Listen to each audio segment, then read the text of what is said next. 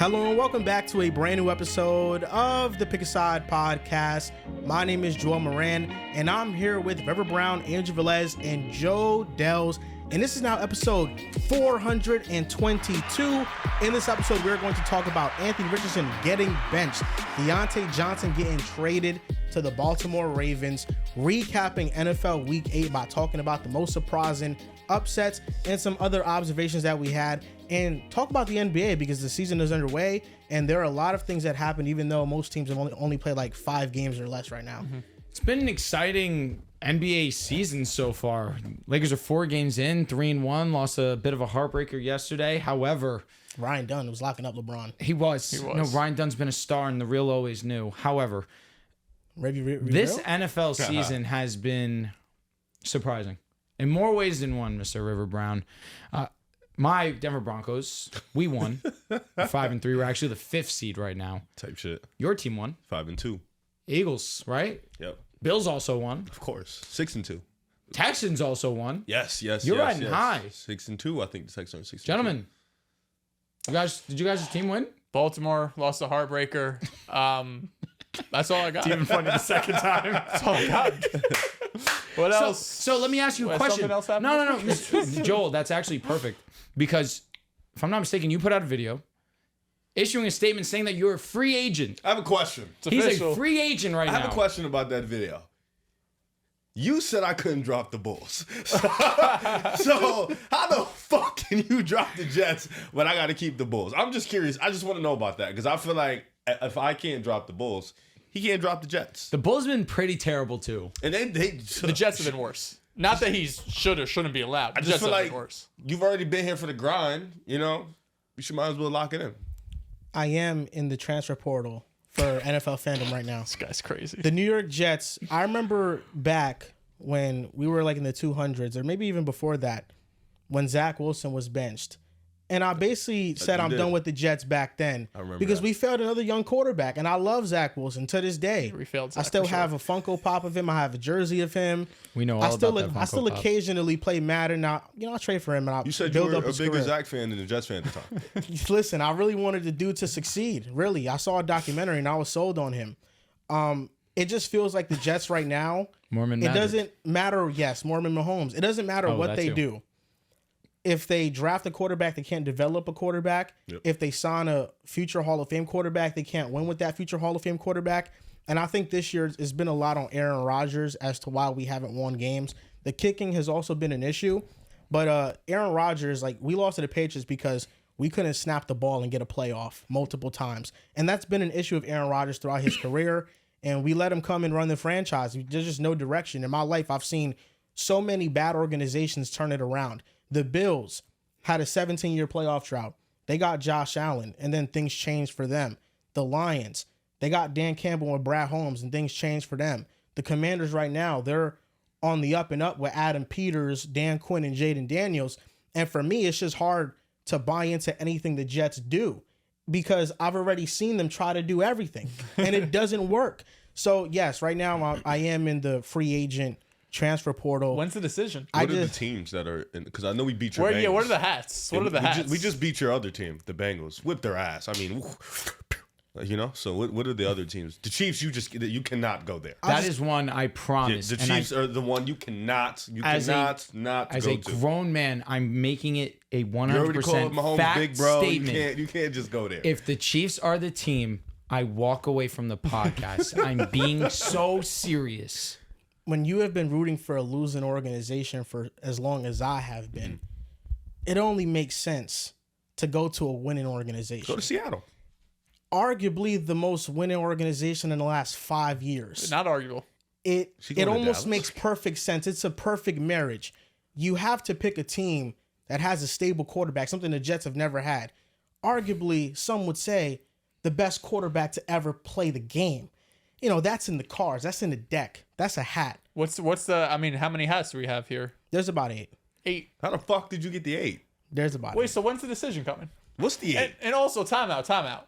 Is this for life? You're just done with the Jets forever. No. Like, you're never coming back. This is I'm signing a 3-year contract somewhere, and then, LeBron comes back to Cleveland type vibe. I love the Jets. I can never not root for them. Like I'll always love the Jets. Like it doesn't really matter. And I'm still gonna watch even when they suck, like moving forward. I just need another team to root for. I'm just confused because like you already root for Mahomes, you root for Burrow, you have your agendas year to year. What difference does it make that to add a new team? Like I just don't understand what the point is. It's really his team's got butt fucked this weekend. Seattle got their ass whipped. The Bengals got their ass whipped. The Jets got their ass whipped. Like, it's just Mahomes. It's literally just the Chiefs that's saving his legacy right now. Like in Green Bay. He might as well just go to Green Bay. Who's that move? It doesn't move That anyone. Green Bay game was ugly too. He should just go to Green Bay. Like honestly, Jordan Love, you have a lot of stock there. You have Diontae Wick. Just go over there. This is the hint that I'll give you guys, and my decision will come within the next 2 weeks. Just working on everything. They could lose the next 2. Would you pick them? Yes, they're just working on some graphic packages, some promo packages for it. But I will say my decision will come in the next 2 weeks. And I don't like this. A big hint. No, it's horrible. I don't as a Jets fan, as someone who's not leaving the Jets, 3 years from now, if we're nice, I don't want you all of a sudden to be like, I'm back. I'm gonna be like, where were you? You should do it like how high schoolers do. They drop their top 8, then they top 5, then they drop their top 3. Dehls, please do that. In that scenario that you just laid out, what is the realisticness of it? Like 7%. What's the possibility? Like the Jets might stink this year, get a good pick, and I don't trust us to draft the right quarterback at all. No, I just need another team to root for. There's a couple teams that I'm thinking about. So, Kansas City Chiefs, of course. I'm telling you right now. Mahomes with a smile to my face. The LA Chargers, their organization is heading in the right path. That's two teams in my division. You hate. Got it. Justin Herbert, I love Justin Herbert. I really do. The Cincinnati Bengals, they're in it, but they're a bad organization, so I don't think I'm going to go from a bad organization to a bad organization. That's just not going to happen. Even if they do have the quarterback in place, they're dysfunctional. Yeah. The other teams I'm looking at, really, the AFC, I think that is it. No more. So then NFC, the Commanders, they're on the up and up. Maybe Please I might buy a ticket to that train. Bandwagon's crazy. Especially after you were disrespectful to Jaden so early on. Like, if you were a Jaden believer, I'd be like, it cancels out because I was high on Terry, so those cancel each other out. He has been high on Terry. All right, he was in the trenches with Terry for almost 5 years. We can give him a fake pass. For that. I like that. That's it fair. for the NFC East. The Cowboys, I can't bring myself to root for that. Don't do that ever again. Yeah. The NFC West, the Seahawks are a nice candidate. I like them. They fuck with you. The NFC North, the Packers, Arizona, the Lions, the Arizona Cardinals too. That's more so because Jess. What do you mean the Lions? Is a Cardinals fan. Lions lost me when he told me that earlier. I couldn't believe the Niners. I like the Lions uniforms. That's really beautiful. Why'd you tweet the Niners? I didn't tweet the Niners. You heard me say it when you came into here. You can never. Ever. I apologize to Brock Purdy. No. I've always been a fan of their gold. You can never, ever go there. No. And Alex Smith was huge. I love Alex Smith. I'm a big Alex Smith There's fan. been too much disrespect on their quarterback's name from you. You can't go there. I'm sorry. I apologize. I issued a statement. Just he not did good issue enough. an apology. It's not good enough. It's different now. I'm received differently. He was disrespectful for 2 You years. know, as someone who apologized to CD Lamb and he still doesn't let me forget it, I can only imagine, especially with This the was Heat, worse. 30 times. This was worse. 30 times worse. But it's different because the 49ers is not just the quarterback that I'm a fan of. Fred Warner. You got you got Debo Samuel, Charvarius Ward, Talanoa Hufanga. I love Malik Mustafa. You've been disrespectful to the dude that they think as their leader. Now, I wouldn't pick the Niners, but yeah, those are pretty much the teams. I'll say like 6 to 8. It's just another team to root for. Like I'm always. But you already like root for these teams. That's what I don't get. Like, what about the Broncos and the Eagles? You already root for these guys. Listen, I'll welcome you. He was a Dallas fan for 3 years. We're good. We Like don't need that. The only new team would be the Commanders. That's a team you don't actively root for right now. Everyone else you already root for. No, Dehls, you're 100% spot on. And I was on a walk with Jess right before the podcast. We were just walking around the block. It's a good 2,000 to 3,000 steps and stuff. So that's why I do it. And I was just telling her, I was just like, I don't even know if I really need to switch it. I already root for teams. It's just I root for certain players and I root for the outcomes of those players to succeed. So it wouldn't be much different. I think what I'm going to end up doing is just have an AFC and an NFC team, with my AFC team being the Jets still, and then my other team being in the NFC. And then that's really it. So the team is most likely what all of us do except probably Drew. The team most likely will be in the NFC. Yeah. That's what. Well, I mean, even Drew said Drew has his Lions, he has Dolphins and his Denver Broncos. Dehls has his Ravens and his Jets. I have Texans, Eagles, Bills. I don't see. There's no issue with you bringing an NFC team on. May the record also show that my love begins and ends with the Dolphins with Tua. I did not support them when he was out. Yeah. I was honest. I'm with you in that, And yeah. even still, came back. They lost. He played okay in his first game back. Not too mad about it. But I ride with my guys. Not to answer on the Dell's other hand. question though, Okay. about just rooting for certain players and those outcomes already. That's cooked. true, but there's a difference between identifying with a fandom. There's a difference. I would never be able to be a diehard fan of another team. You identify as with much Seattle. as I try. I like Seattle. You identify No, it's with the really fan hard base. because when you grow up with the team so much, even if they suck, like that's just a part of you already. But like this Jets fandom wasn't passed on to me. I kind of picked it myself, so I made a really dumb decision when I was young. Even least I though have an first excuse. couple of Wasn't my years choice. it was good. 2009, 2010, we made the AFC Championship game, so it wasn't the best decision by me. My mom kind of forced me into it. She just bought me a bunch of Jets merchandise, and I just wore it, and I became a Jets fan. So really, if she would have bought me another team's merchandise, if I would have lived somewhere else, I would have just been a fan of that team, right? So that's why I'm a Jets fan. But ironically enough, my dad, like we watch football together a lot, and he's not a fan of any team. He's not a fan of the Jets at all. His life is And good. whenever we talk about the Jets, the one thing he always tells me is that the Jets fucking suck.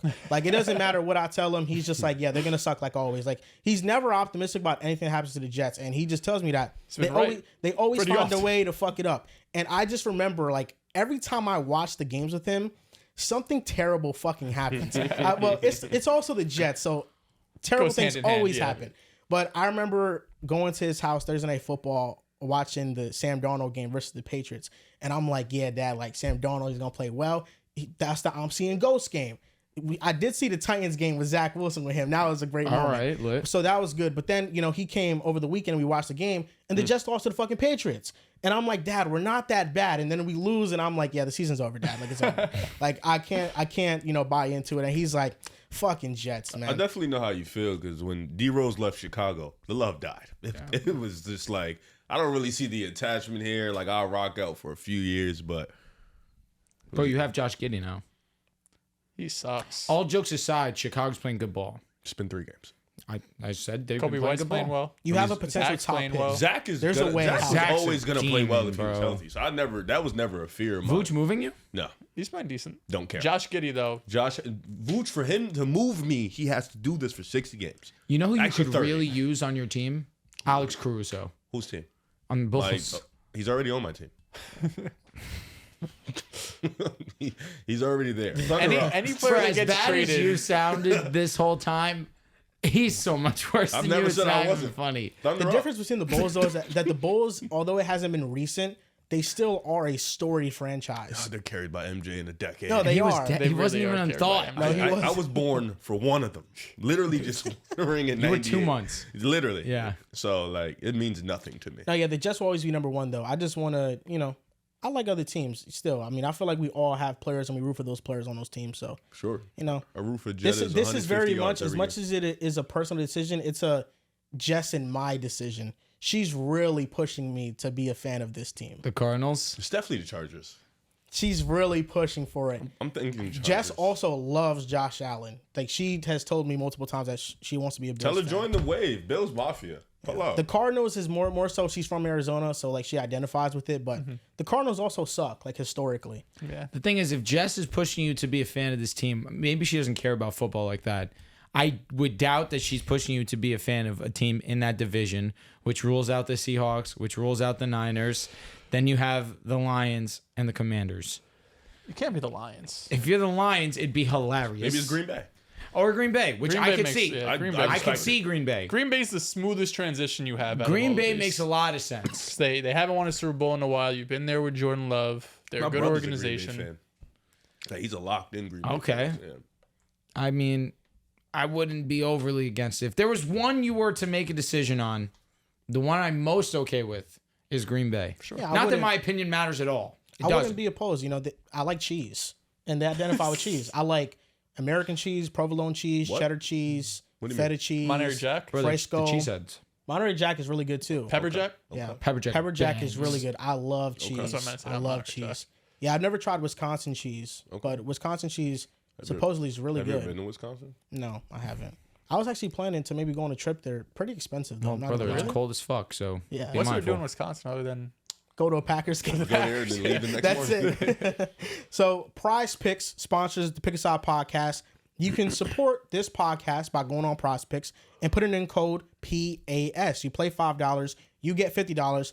Thursday night football, our Prize Pick plays Texans versus the Jets. Drew, what are you going with? Easy money, cash money. Every game that Joe Mixon has started and finished, he's had over 100 rushing yards. So in this game, for Prize Picks to give me a line where it's more than 80.5 rushing, why wouldn't I take that against one of the league's worst rush defenses? They pretty much stopped Ramondre Stevenson. He went for 20 and I think it was like 43 yards, but had 2 touchdowns. The difference here is Joe Mixon has been one of the better running backs in the National Football League when he's played. Give me more than 80.5. I am going with a demon. Give me C.J. Stroud more than 1.5 touchdowns. Listen, I get it. Stephon Diggs, Tortorelli. Prayers. Shout out to him. Hope he gets better. Nico Collins is not back yet. I'm thinking C.J. Stroud circled this, and he was like, listen, last year I did not play well. You know, I've been dealing with a lot. I need a revenge game. And with the Jets on the decline, and they're not playing, well, they're garbage right now. Horrendous. I expect C.J. Stroud to come in, maybe get a couple red zone TDs. I could see Joe Mixon getting them into the red zone. C.J. Stroud throwing a little dink and dunk to Dalton, or Joe Mix in the passing game. So give me C.J. Stroud, demon, more than a touchdown and a half. Now, in order to have a valid entry, you have to pick a team On the opposite side. So I have to go with the New York Jets here, even though I'm very hesitant. I didn't like any of the things I saw. The thing I liked the most was Garrett Wilson, 63.5 receiving yards, been going cooking. more. Yes, and since Devontae Adams got to town, everybody's talking about how that tanks Garrett Wilson in his fantasy value. They lied. And he's been really freaking good. He's number 1 in targets by, I think, double digits right now in the National Football League. It's been stinky. He's been mega mid. He's been open. Aaron Rodgers is just old and not hitting him. Garrett Wilson, more than 65 or more than 63.5 receiving yards. That's what I'm going with this Thursday night. You guys can use code PAS, play $5, get $50 on Prospects. It helps support the podcast. Now, this show is simply going to be just surprised upsets, NBA observations, but we got 2 things that happened. Before we start, because I watched a couple of episodes. I got to address something. And I'm sure he's going to watch this. John. He came up here and fucking lied. Oh my God. It's all flooding back to me. I want you to know he was disrespectful. He was, and I saw it. And I you know, he was excited to be disrespectful. He was. It was a little smirk. He got up. Yeah, he was really giddy. He was giddy. And I don't know what it is about that chair. People just turn into bullies in that chair. No, it really might be the chair. He turned into me for a second. Yeah, it really was a bunch of cap and disrespect. And I was talking to John about this the other day, and I told him, I was like, you disrespected me as a man. So being that you did disrespect me as a man, I told him, I was like, I don't want to be on your team anymore. I want to be a captain, and I'm going to be a captain, and I'm going to pick my team. And now every single time we play, I'm not going to let you switch, and I'm not going to let nobody else switch. I'm going to expose you and embarrass you like I already did. But now I'm going to do it 10 times worse like I did. And that stuff about me sitting on the floor, yes, I did do that. All right. I was fucking exhausted from carrying them. You did Anthony Richardson. I didn't check out. I just sat down to get some breathing room because I was about to go get a bucket. No, I sat down on my ass. And I was like, they're shooting the first free throw. I was like, all right, let me get a quick breather. Let me sit down. Sat down. Literally after he shot the second one, I ran up there to get the ball. So it wasn't like and I scored on him a lot this season. Like a lot. But, Listen, there's tape out there. Yeah, we know what you do against John. What do you think the matchup stats are showing? What were you I shoot 88%. 88%. No, like it's a given, like he needs help, bad help. And if he doesn't call help, I can get to the rim pretty easily. The matchup probably I probably miss like 3 or 4 shots on. I either miss a easy one or I go to the back. A wise man once said, "Little boy." No, he's little. He's very small. Him and all his guards. So they're really guard centric, and even still, they have nothing to do. They can't guard. Wow. Respectfully, but I can't say I'm surprised. Yeah, John's gonna be a captain next year too. Yes, or next season. Whatever. He is gonna be a captain next season. Is he gonna start this time around, or is he gonna come off the bench again? I don't care what he does. I'm gonna just say that I don't care what he does. But now every time I see him on the schedule, I'm gonna circle that up. And I'm going to treat it like a revenge game. So let me ask you, for him to come out here and say, you're not a culture setter, that I'm sparks not something. going to say that's wrong. I'm not going to say that's wrong or right. I may not be a culture setter, but I'm not a bad teammate. That's a little bit of a strong word. But no, I'm not a culture setter. I don't come in and set the culture. That's why I don't want to be a captain. But now I got to prove him wrong. You know But as a captain, don't you have to set the culture? now I'm going to prove him wrong. Now I'm going to go and set the culture, set the foundation, win it all, and embarrass him. What's your culture going to be? Joe Mazzulla vibes. Joe Mazzulla vibes? Bring fighting back to the NBA? That's good. I loved it. I love when he said that. Are you going to pick better teammates this time around? I told all my friends to join. Okay. And none of them know my friends. I'm picking every single one of my friends. Okay. I'm going to cheat. I think my days of organized basketball are done. You get too injured and You're not organized Not basketball? that. More so, I just like softball. Yeah. Stick to softball, honestly. I think that's how Seb's going to go now. He's been playing a lot of softball. Seb's been locked. I actually love when he posts on his stories the softball games. I think that's the route he's going to take now, the softball route. him and Ruben, or No, Ruben's playing Ruben's ball locked because both. Ruben has gotten a lot better from what you told me. I think Ruben's locked with both. He's just going to find days. But I think Seb is probably going to just take the softball route. So you can't do both because I know I softball's in the morning. I can. I'm just choosing not to. Yeah. I Really. mean, it's a lot. Yeah. Yeah, it is. It low-key. Especially because the time of when we play, where I don't know the new one, Still, the same. Tuesday and Thursday night. which is whack. Tuesday and Thursdays. Tuesday we record. Thursday we record. Not really much that I could do to fit around. And then softball's Sunday morning, which we don't have any conflict with schedule at all. Yeah. Especially during the football season. You got Thursday night football. OD. Yeah. So it's pretty much impossible to do that. Yeah, fuck John. Nah, I know that. understand. Yeah, fuck John. He came up here talking crazy. did. He lied. Can't guard Did him. he lie? Yes. I don't know if, from what you've just said right now, it doesn't sound like he lied at all. Sounds like he was telling the truth. No, he lied about my intentions. Of wanting to be on his team or the not being a caring teammate. Yes. Did you beg to be on this team? No, I didn't That's beg. crazy. I asked him. I was like, he was going to be a captain. I was going to be a captain. I was like, yo, John, pick me up. We'd be the best backcourt in the league. Now, Damn, when you so he asked- straight up disrespected Yeah, he you. capped. I didn't beg. He was like, Fuck, I no, was like you're begging. good. We don't need when you. you asked and he said no, did you ask again? No, he didn't say no. He's a fucking liar. He Ah. did. So I was like, we was talking, and I was like, yo, John, pick me up. And he was like, I got to see. I want a big man first. So I was like, dude, I'm like the best player in the league. Pick He was me up. captain last year, this past Nah, season? he wasn't. He's Oh. going to be one this year. And then he was like, well, Riff, are you going to sit on the floor again like you did last year? He was giving you attitude. Yeah, and I was just like, dude, Mad I was sassy at mad him. tired. That's why I did it. He was like, bro, the guys I'm picking, the culture setters, this, that, Oh, this. so He did I'll say be that. honest. Yeah. That's he what didn't John lie said. then. No, he said no. I begged. What the fuck is wrong with him? I never begged. I don't think he said Oh, you begged. yeah, I just yeah, asked you no, the question. I think he's egging him on. Yeah, no, never begged. I just asked you the question. He did lie. He lied about my intentions a while I was sitting on the floor. I didn't quit. I never quit.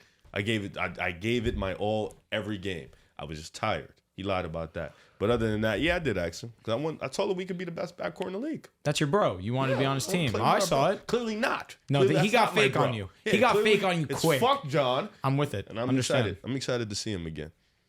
I need wait. you to get that revenge. I already beat him.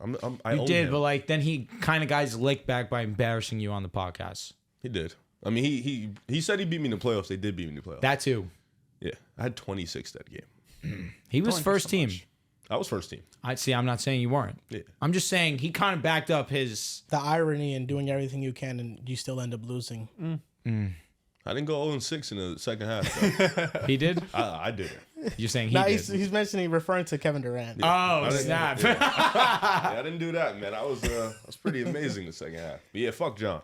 Now we got two things that happened that are major that we have to talk about. Number one is that the Colts ended up benching Anthony Richardson after 10 career starts.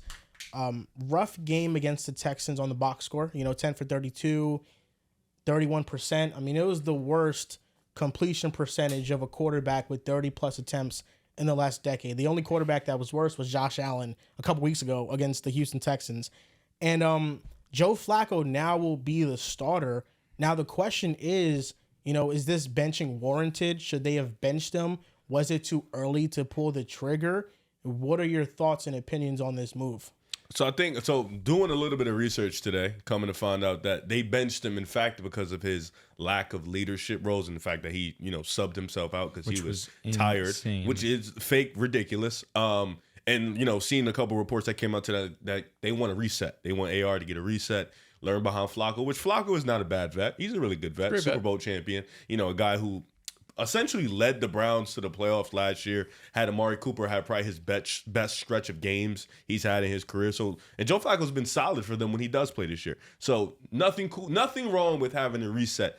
I think at first when I saw this, I thought, damn, they're benching 10 games because his play, because he has been asked. I'm not going to say he has not been good. I thought that, but seeing as it was a little bit more than that, I can understand why, your alleged leader at quarterback not being a leader at that moment, you don't like that. And plus, I think, people are kind of comparing him to when, like, Josh Allen was bad in the beginning, why they didn't bench him, Zach Wilson. But I think the difference is this team has an opportunity to make the playoffs. This team, whether you think they have a chance or not, they don't have a thing. chance.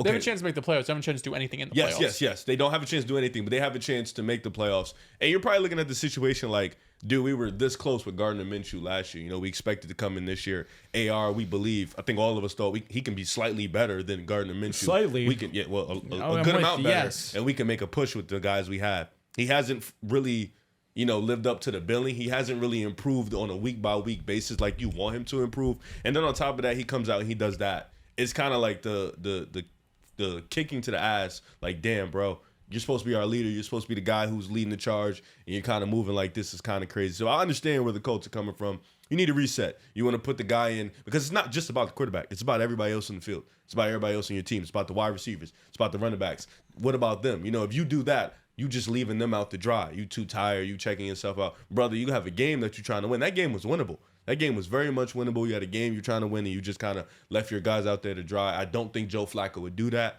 I think the Colts are looking at this like, we have our opportunity here. We can just make the playoffs. Making the playoffs for a team like that is an accomplishment in itself. And we have other guys on this team that wants to compete, wants to play hard.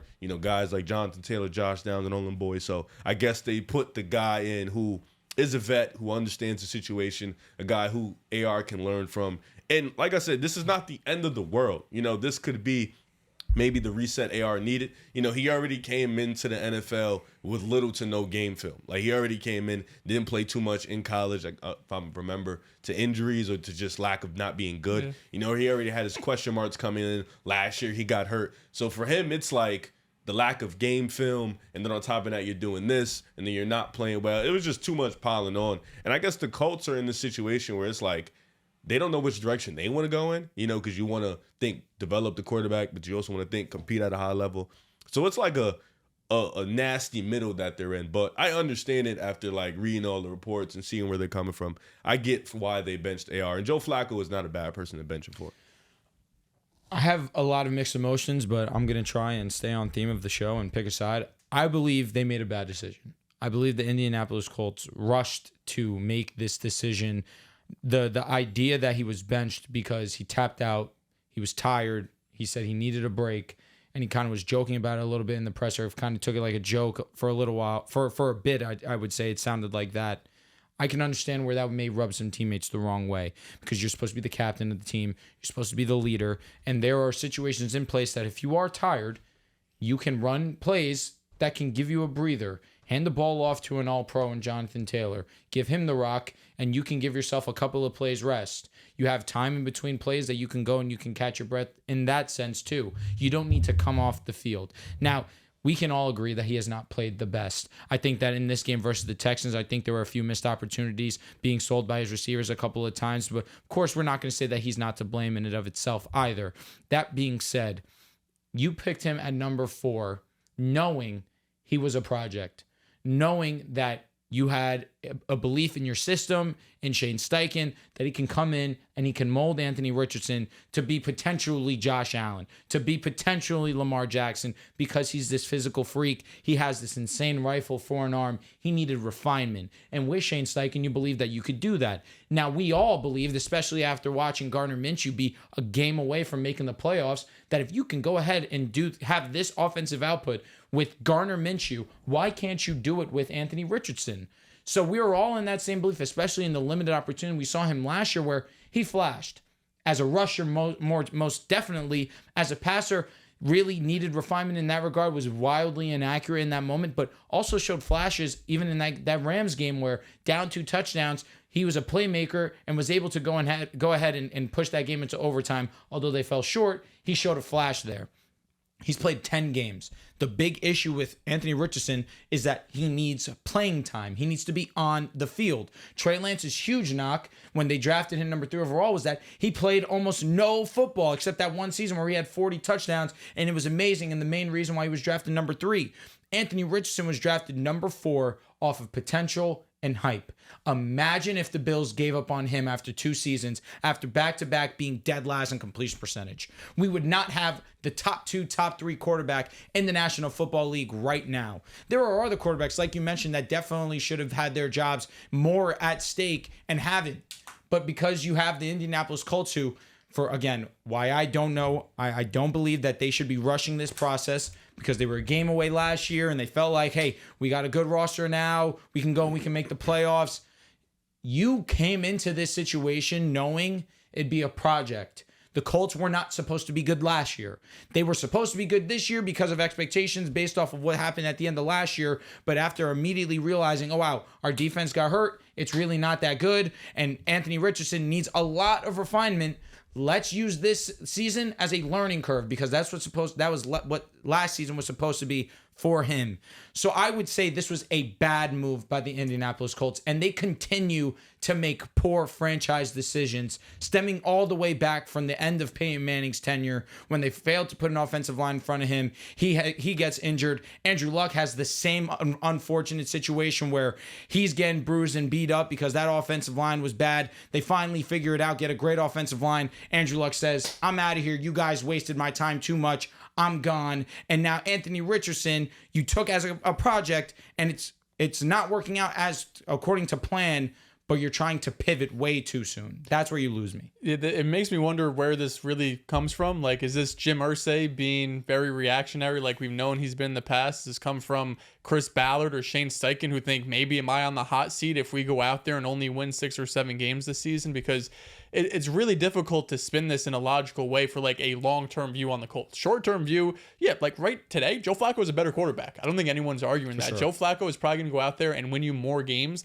than Anthony Richardson would do. So if your goal is let's win as many games as possible this year, okay, sure. But I don't know many franchises that are out there drafting quarterbacks in the top 5 just for 10 starts later being like, you know what, this isn't working. We got to go to the backup because he's more refined. He's the veteran. He can win games. It doesn't really make any sense to me. And I was a bit surprised how many people were defending Richardson, especially off this last game, because when I was watching the game, the stats were ugly, but I didn't think he was as bad as what the stats were showing. They had some miscues offensively. They had multiple drop passes. There was one ball down the middle of the field where the right sideline was wide open. That's where Richardson threw it. Pittman's running down the field. He looks to his left where there's a safety, goes incomplete. If Pittman goes over his right shoulder, that's probably a 40-yard gain down the field. So everything isn't Anthony Richardson's fault, right? So I don't think that his stat line, and when you see the 30% completion percentage, and obviously the same thing goes for Josh Allen when he only completed 30% of his passes, but not everything has been Richardson's fault. He also hasn't made his life better. You know, there's been plenty of times where he's just wildly inaccurate. There's been plenty of times where he's not taking the easy things, and he has the highest ADOT in the NFL because every throw has to be 20 yards down the field. But I really do think subbing himself out was probably the nail in his coffin. Definitely. Right? Like tapping yourself on the head. When I first saw the play, I'm thinking he got injured, right? But then he like jogs off the field. Doesn't look like he hit his head on the turf, so he's not concussed. He doesn't have any sort of limp. His shoulder seems fine. So when it happened, I'm like, why is he subbing himself out? And it's funny because the next play, it's like 3rd and 15 at this point, and it's a handoff to Jonathan Taylor. If that was going to be the play call all along, why? What's the point of even subbing yourself out? Again, he probably didn't have the play call in his helmet when it's going on, but just a really questionable decision. And for the Colts, like, I haven't seen any Colts fan. I don't know a ton, but I haven't seen any Colts fan that I've seen either I'm following on Twitter or when I go into the mentions of everyone when like Schefter breaks the news. Haven't seen any Colts fan being like, this is the move. This is the thing we got to do, because I think everyone understands, Colts fans aside, Colts fans and NFL fans, this defense is one of the worst in the NFL right now. This defense cannot stop anybody in the league, and the offense has some pieces, right? They have some weapons, wide receiver, running back, of course, Jonathan Taylor. They have real things offensively that you can succeed with. But this team isn't beating anybody in the AFC. Let's be dead ass. Like, are they even making the playoffs? Number one, since the AFC is kind of weak right now, there's a chance, right? You get 9 wins, maybe you can do it. But bro, you're telling me you're going to be a 7 seed. Best case scenario, a 6 seed. KC, you're going to be Kansas City, Baltimore, Buffalo. Like, are we serious? You legitimately think you have a chance against any of those teams? It's not identical to, but all the things we've said about the Steelers for years, where it's like every single year you're kind of setting yourself up to be like the 7th or 6th seed in the AFC just to get washed in the first round of the playoffs and just rinse and repeat. Not trying to disrespect you Steelers fans. Was that expectation? I know you guys playoffs are this year though. for the Colts. Yeah. Or think of getting close in the hunt. I don't know. I had them, I think, second place, but I think all of you guys have them in third or worse. I was going to say, I did not believe in this Colts team coming into the season. The schedule scared me off more than anything. And the defense got worse because it was obviously banged up and you lose Gilmore. It's tough. I don't get it. Not Gilmore. You know what I mean. Yeah, you lost some pieces on the defense, excuse me. It doesn't make sense to me. I'm an Anthony Richardson fan. You guys know I'm be rooting for him. But like, okay, let's play this out, right? So you go the rest of the season, best case scenario, you go 9-8. You lose in the first round of the playoffs. You go into next season. What is it? It's a quarterback battle with your top 5 draft pick who only has 10 games under his belt. You're gonna re-sign Joe Flacco and be like, let's run this back. You let AR develop again in the summer. And he's the quarterback next year no matter what. I think so. Joe Flacco is not. I doubt he's coming back to play football. Well, I don't know if he's going to. If he does, that's fucking nuts. But that doesn't make sense either. That you're going to go into next year and be like, no matter what, you're going to be starting, because then it feels like you're just putting yourself in the same situation as this year. You could put him in a quarterback battle to make him fight for it, but I don't know. Like they said, reset. So whatever that means to them, it's just he has 10 games under his belt. You need more games, of course, but like I'm not seeing what you guys are seeing, but do y'all see genuine progression from week by week? I don't. I see up and down. Like I see sometimes he's good. It's not sometimes linear. He's bad. I mean, he has good moments and bad moments. It's like a roller coaster. But again, you're 10 starts in. It's hard to just go boop boop boop. Like you usually take some time. But then you look at the Drew thing and like say, well, why did you start him in the first place? Why not develop him from the start? Why not let him sit if he is a project? We can compare him to that guy, but that guy had. I mean, to be fair, he basically did sit all of last season. Well, because he got hurt, not because he. I know. I'm not saying he wasn't developing. Because that guy had games under his belt before he got into the league, and they let him. They weren't playing for anything, so they're letting him. And even then, he didn't have Michael Pittman Jr., Josh Downs, A.D. Mitchell, Jonathan Taylor. He didn't have that. He's working with a completely different toolbox than AR is. But it's the same thing. Like, well, Colts, how are you going to develop them, right? It's like they're stuck here, they're stuck there. It's really a shitty ass situation the AR is stuck with, honestly. I don't think Anthony Richardson got benched because of his performance against the Texans. I think he played well. I think he played well enough to win.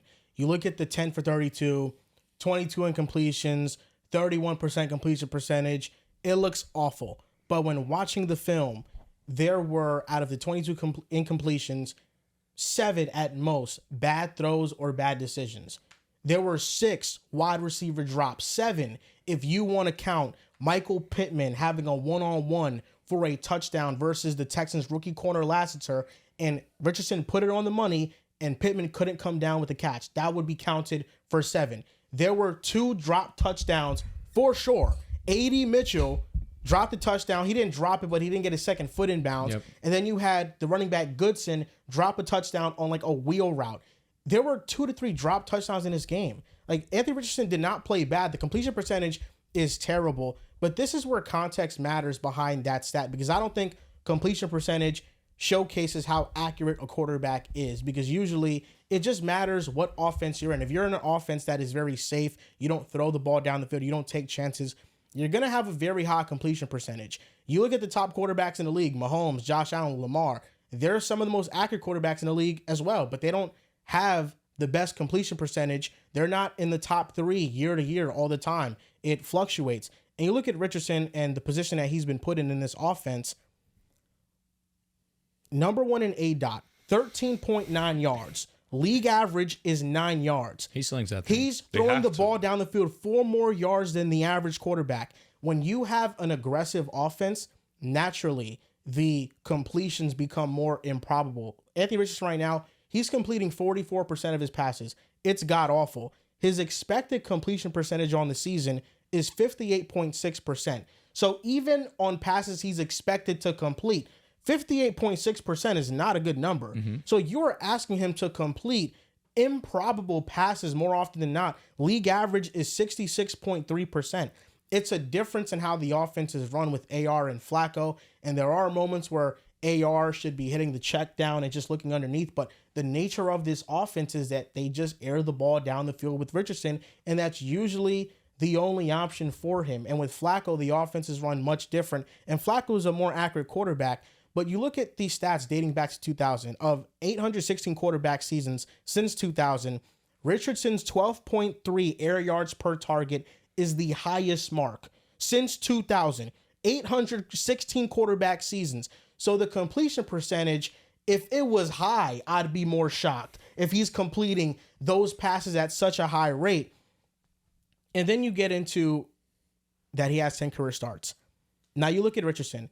Anthony Richardson, EPA per dropback in his first 10 career starts is minus 0.06. Doesn't include runs. This is simply passes. Notable quarterbacks in the first 10 starts with a worst EPA. Josh Allen, Carson Palmer, Tua, Trevor Lawrence, Matthew Stafford, and I'll mention Ryan Tannehill and Sam Darnold as well, because Tannehill proved to be a good quarterback for a couple seasons, and Sam Darnold is in the midst of reviving his career right now. It's only 10 starts. It's only 10 starts, and he wasn't bad against the Texans. I think he was benched because he tapped himself out. And I think the most worrying thing about AR outside of the on-field play is the intangibles, because he clearly doesn't understand the magnitude of the moment and what it means to be a franchise quarterback. It was a 3rd and goal from like the 20-yard line. I know he's tired. It wasn't even that crazy of a run anyway, though. Like, it wasn't like he was running around for like 15 seconds. Like, he did throw some dude off his back. Yeah, he did. You know, I understand that. But, you know, Shane Steichen, it's highly unlikely that 3rd down play was going to be a pass. Yeah. You know, given the game was 10-20, a field goal makes it a 1-possession game. AR is not going to throw the ball down the field. You're not going to risk a turnover in that situation or a sack and knock you out further in field position and make it a harder field goal attempt. It was going to be a run anyway. So it's like, just stay in the game and hand the ball off, dude. Yep. Like, it's not that hard. So that, to me, pissed me off more than anything. But I do think the talk around his performance is disingenuous because he's an easy target. You look at his completion percentage, it's easy to say he just stinks. But I actually see a lot of high-end flashes still. And the reason why he was drafted fourth overall pick, he still makes these throws. I mean, in this Texans game alone, he had like 5+ attempts of 20+ yards. I mean, there are some quarterbacks this season that don't have that in the entire year. For sure. So he is airing the ball out, and that's why the completion percentage numbers look worse. If those drops don't happen, we're talking about 31% to 56%.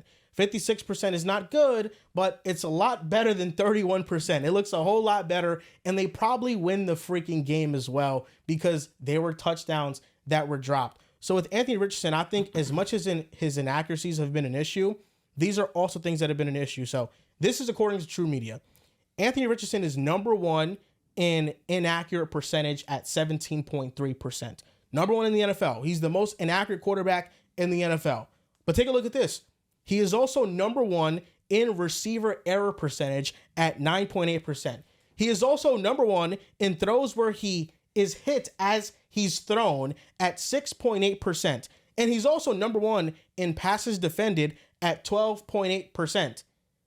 He is not getting support either. And in this game, he was pressured on 64% on his dropbacks. I mean, he was running for his life. He was under constant duress. And right now, that's what teams are doing. They're just blitzing AR and they're saying, beat us down the field. You know, throw these one-on-ones. We're going to let you do this.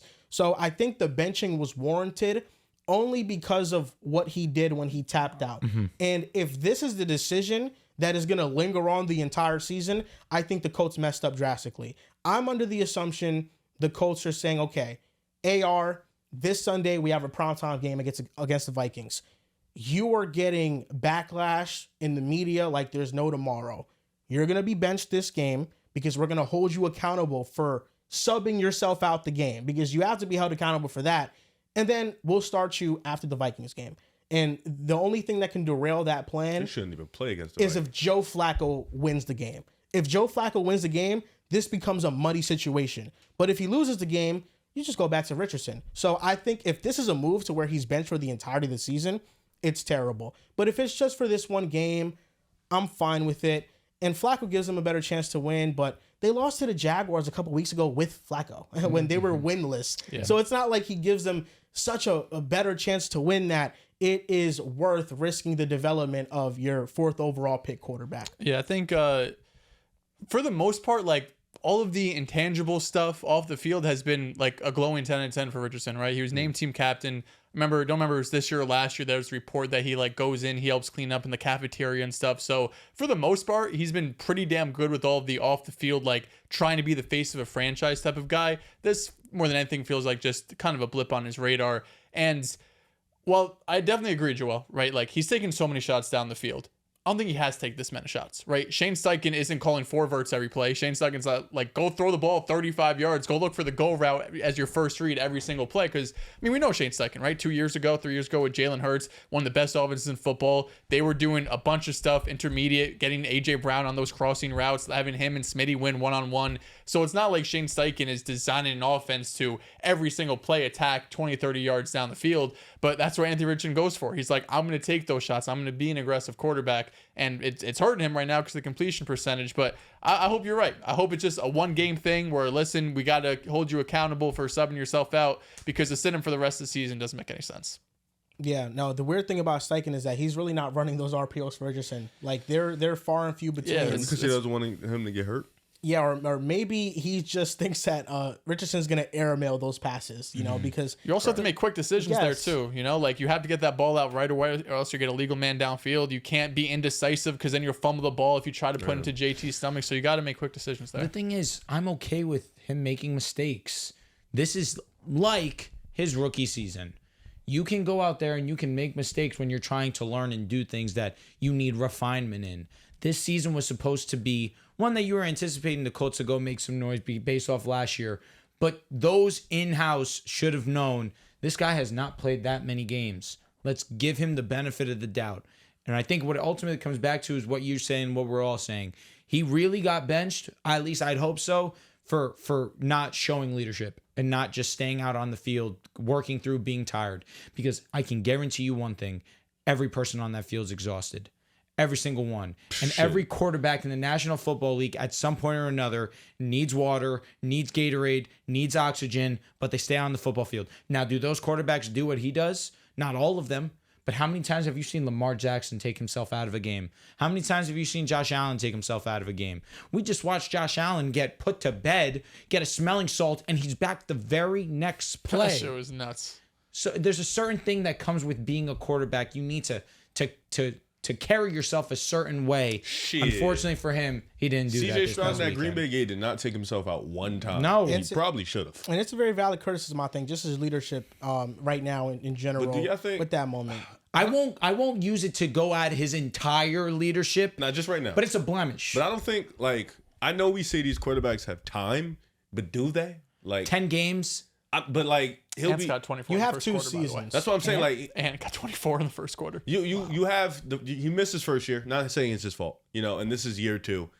Now you got next year, and then after that, what, maybe one more year until maybe you might see another quarterback That's why I come said, in. like, where's this coming from? Because we know Jim Irsay, like, is quick to pull up. He fucking hired Jeff Saturday, like, out of the blue from ESPN. Like, you got, How many games did the Bears give Justin Fields? Because they obviously We're going on year 6 of Daniel Jones. Oh, that is the first one that comes to I think mind. they haven't been in. I don't know off the top of my head, but I don't think they've been the opportunities to grab a quarterback, like a really good. Because you take Malik. Especially after Drake May goes, the first top chance 3 go. Chicago had a chance to take a quarterback, They said, did. "Fuck Justin Fields, we're taking him." And like they had a chance to take Bryce Young, They did. Young, And Stroud. CJ, And Stroud. anybody. well, the haul was nuts. There was, I know. You couldn't but pass I that mean, hole. I don't disagree. But if you think there's a dude that's a hindsight, franchise yeah, In quarterback, hindsight, yeah, maybe Paul they didn't doesn't really think matter. Bryce was the franchise and quarterback. it was the right move. And It I was think the right like move. we're looking perfect at storm. college. There's like 4 freshmen right now that are OD nice. Like legitimately could be the next guys in what? Yeah, 2 but years? I mean, this upcoming class isn't anything. But that's what I'm crazy. saying. You got next year for sure. But then the year after that, you're looking at them like they're sophomores, juniors. They could potentially come in next year. You don't want to wait too long. You know, like I keep reiterating, you have Trevor Lawrence, you have CJ Stroud sitting in your division. They're probably like Trevor Lawrence. We think will be back next year for sure. CJ Stroud's already one of them dudes. You know, Tennessee's still trying to figure out that quarterback. But in the AFC, you still have Herbert, you have Allen, you have Lamar, you have Mahomes. Bo. Like, Knicks. you got all these dudes. You can't like sit here and I get the potential for AR is through the fucking moon. It's through the fucking moon. But how long are you gonna sit here and wait? How long are you gonna fuck up the development? It can't be 10 games though. I mean, Nah, for sure. It he has has to to be more than get that. this year or next year. I think that's For sure. Like Bryce Young got a full 17. They got the whole season, essentially. No, almost the whole season. His rookie year. Didn't they Yeah, bench his him rookie early year. this year? This year, like this 2 year. I'm games. saying, but last year he got the whole season at Who was least. their backup last year? Dalton, if I'm not mistaken, It was also because on Dalton that played a team. game early in the season. Fair. Before I Yeah. started, I He think. did get the whole year. Yeah, that was the number 1 pick. Yeah. You know And what I then he mean? got benched early this year. It's did. nah, brother, you ass. Got him right down. Yeah, Now- Air got to lock in. Diontae Johnson got traded to the Baltimore Ravens, and the Yeah. compensation was pretty Mid. underwhelming. What did they trade for? They Was it swapped third? a 5th and a 6th. I know, I'm essentially. saying when they acquired Diontae, they didn't give up like a third or something. No, Wasn't it 6? no. I thought it wasn't was that? a late pick I because checked. he's a free He agent was an next year. expiring deal, yeah. The Ravens' 5th Bro round got pick traded for the twice. Panthers' 6th round pick, and the Ravens got Diontae Johnson. Now, I feel like right now we're in a stage where the 3 best teams in the That was for AFC Diontae Jackson. are all looking at each other, and they're just one-upping each other. The Bills started this war when they traded for Amari Cooper. They traded for Amari Cooper. The Chiefs said, you know what? We'll trade for DeAndre Hopkins. After this Sunday, they said, you know what? We need another pass rusher. We're going to trade for Josh Uche, who has a pass rush win rate of 17% this year. He's been really good, and when Omenahu comes back for the Chiefs, they're going to have a pretty good, damn good defensive line. Don't forget who really started this. New York Jets. Yeah, with Devontae Adams. Is that the first ever move? Yeah. But the Amari one happened the same day, if I'm not mistaken. couple Happened, hours an later. hour Yeah. later, yeah. And then the Ravens now trading for Diontae Johnson. All 3 teams clearly needed wide receiver help. The Chiefs more so because of injuries to their wide receivers that they got in the offseason and Rashee Rice. But I think this was a great move. Like the Ravens' offensive DVOA, this dates back The Nuts to are fucking the Nuts. 1979. The 2024 Ravens have the 6th best offensive DVOA since 1979 through 8 games. It's crazy. This is a historically great offense. Derrick Henry in the running game has been unstoppable. Lamar Jackson, even in a loss versus the Browns, was still pretty damn great, pretty damn Some of those elite. drops they had too. Yeah, man. the drops were awful Browns on still offense own him, man. and defense. And now you add in Diontae Johnson, who I think he immediately becomes their best route runner. And now you have 2 route runners on the outside with Diontae and Zay Flowers, who, I mean, they are dangerous in space. So I just don't know how you guard the Ravens offense. It's the defense that's the biggest concern this year for them. Their pass defense has been horrendous. If I'm not mistaken, they rank 32nd in terms of yards allowed.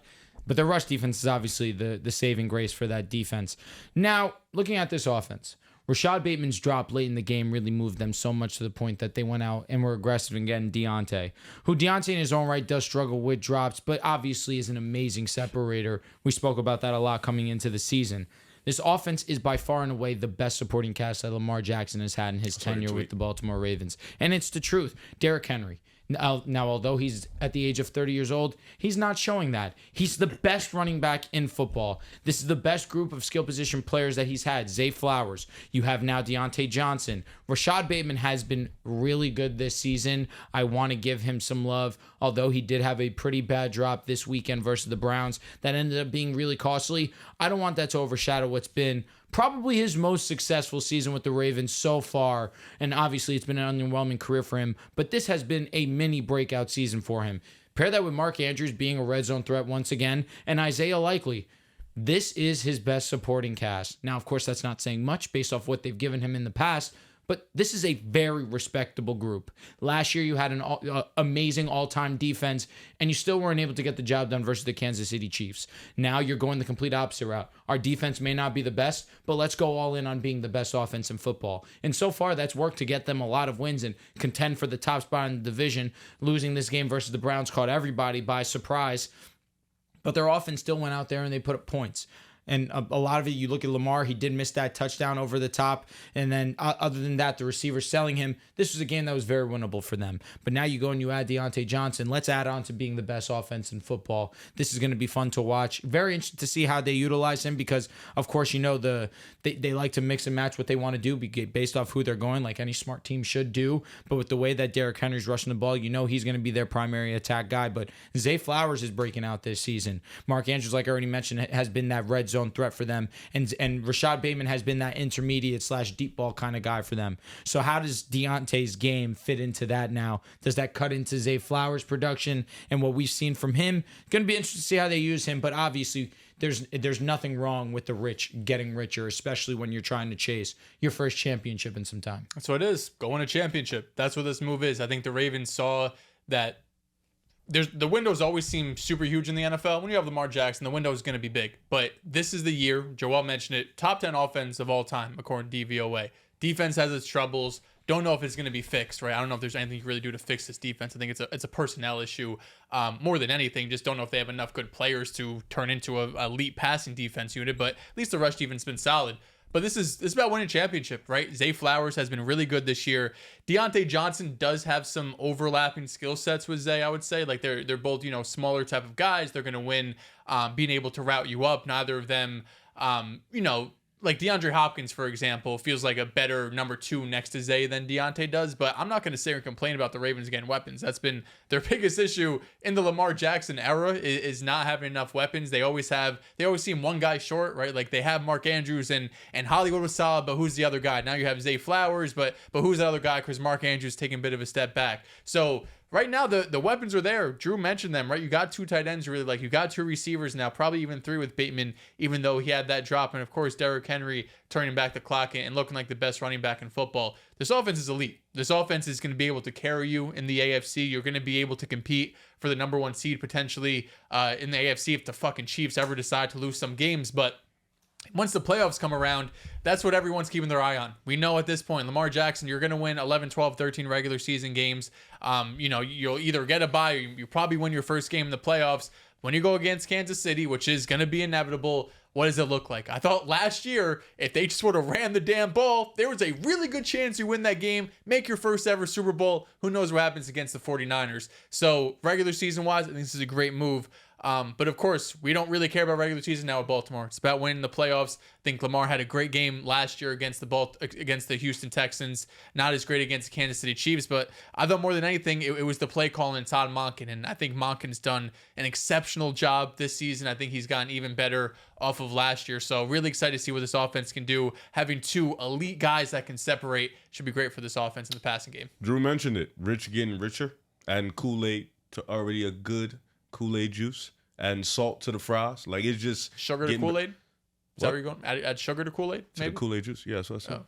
You just said Kool-Aid to Kool-Aid juice. No, I said add sugar to the Kool-Aid juice. No, you said Kool-Aid kid, but it's cool. It's cool. Sugar. Facts. That's not what I said. It is. No, it was. It's fine. It's fine. I heard it too. You said Kool-Aid to Kool-Aid. Unless you said sugar before that. I did say probably sugar. Missed it. You did miss it. It. I did. I swear. You know what? Santos, right here. This moment right here. But yeah, it's a good move. Like you mentioned, you said a lot of good things. I don't have shit to say because you guys have said everything. I mean, this is just adding on to an already great historic offense, like you mentioned. Going up against the Chiefs is kind of the demon in everybody's mind. Everybody's gearing. Why are you doing that? What? You're not a fan. Everybody's kind of gearing up to go against the Chiefs. Amari Cooper headed over to Buffalo.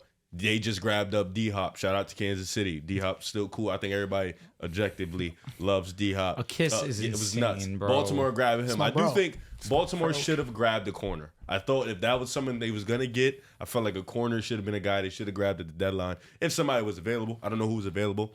But that should have been something they're looking for. But nonetheless, you added somebody who can help an already historic offense. Can't make it worse because Diontae Johnson's a really good separator. Somebody who can get open. Diontae love. He's good. I never thought he was what you thought, but he's good nonetheless. What's DJ Moore been doing this year?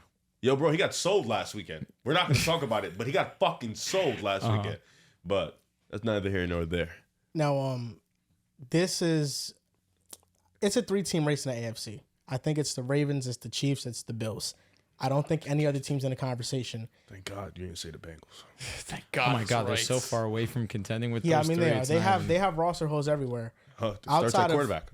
Well, right now Joe Burrow is first in QBR. Who cares? Yeah, he's first. He's playing like an MVP. They just fucking he's suck. not winning. I was gonna say he didn't play that great this weekend. Now they played overly bad. He's had 3 kind of subpar games. Yeah, no, in a row.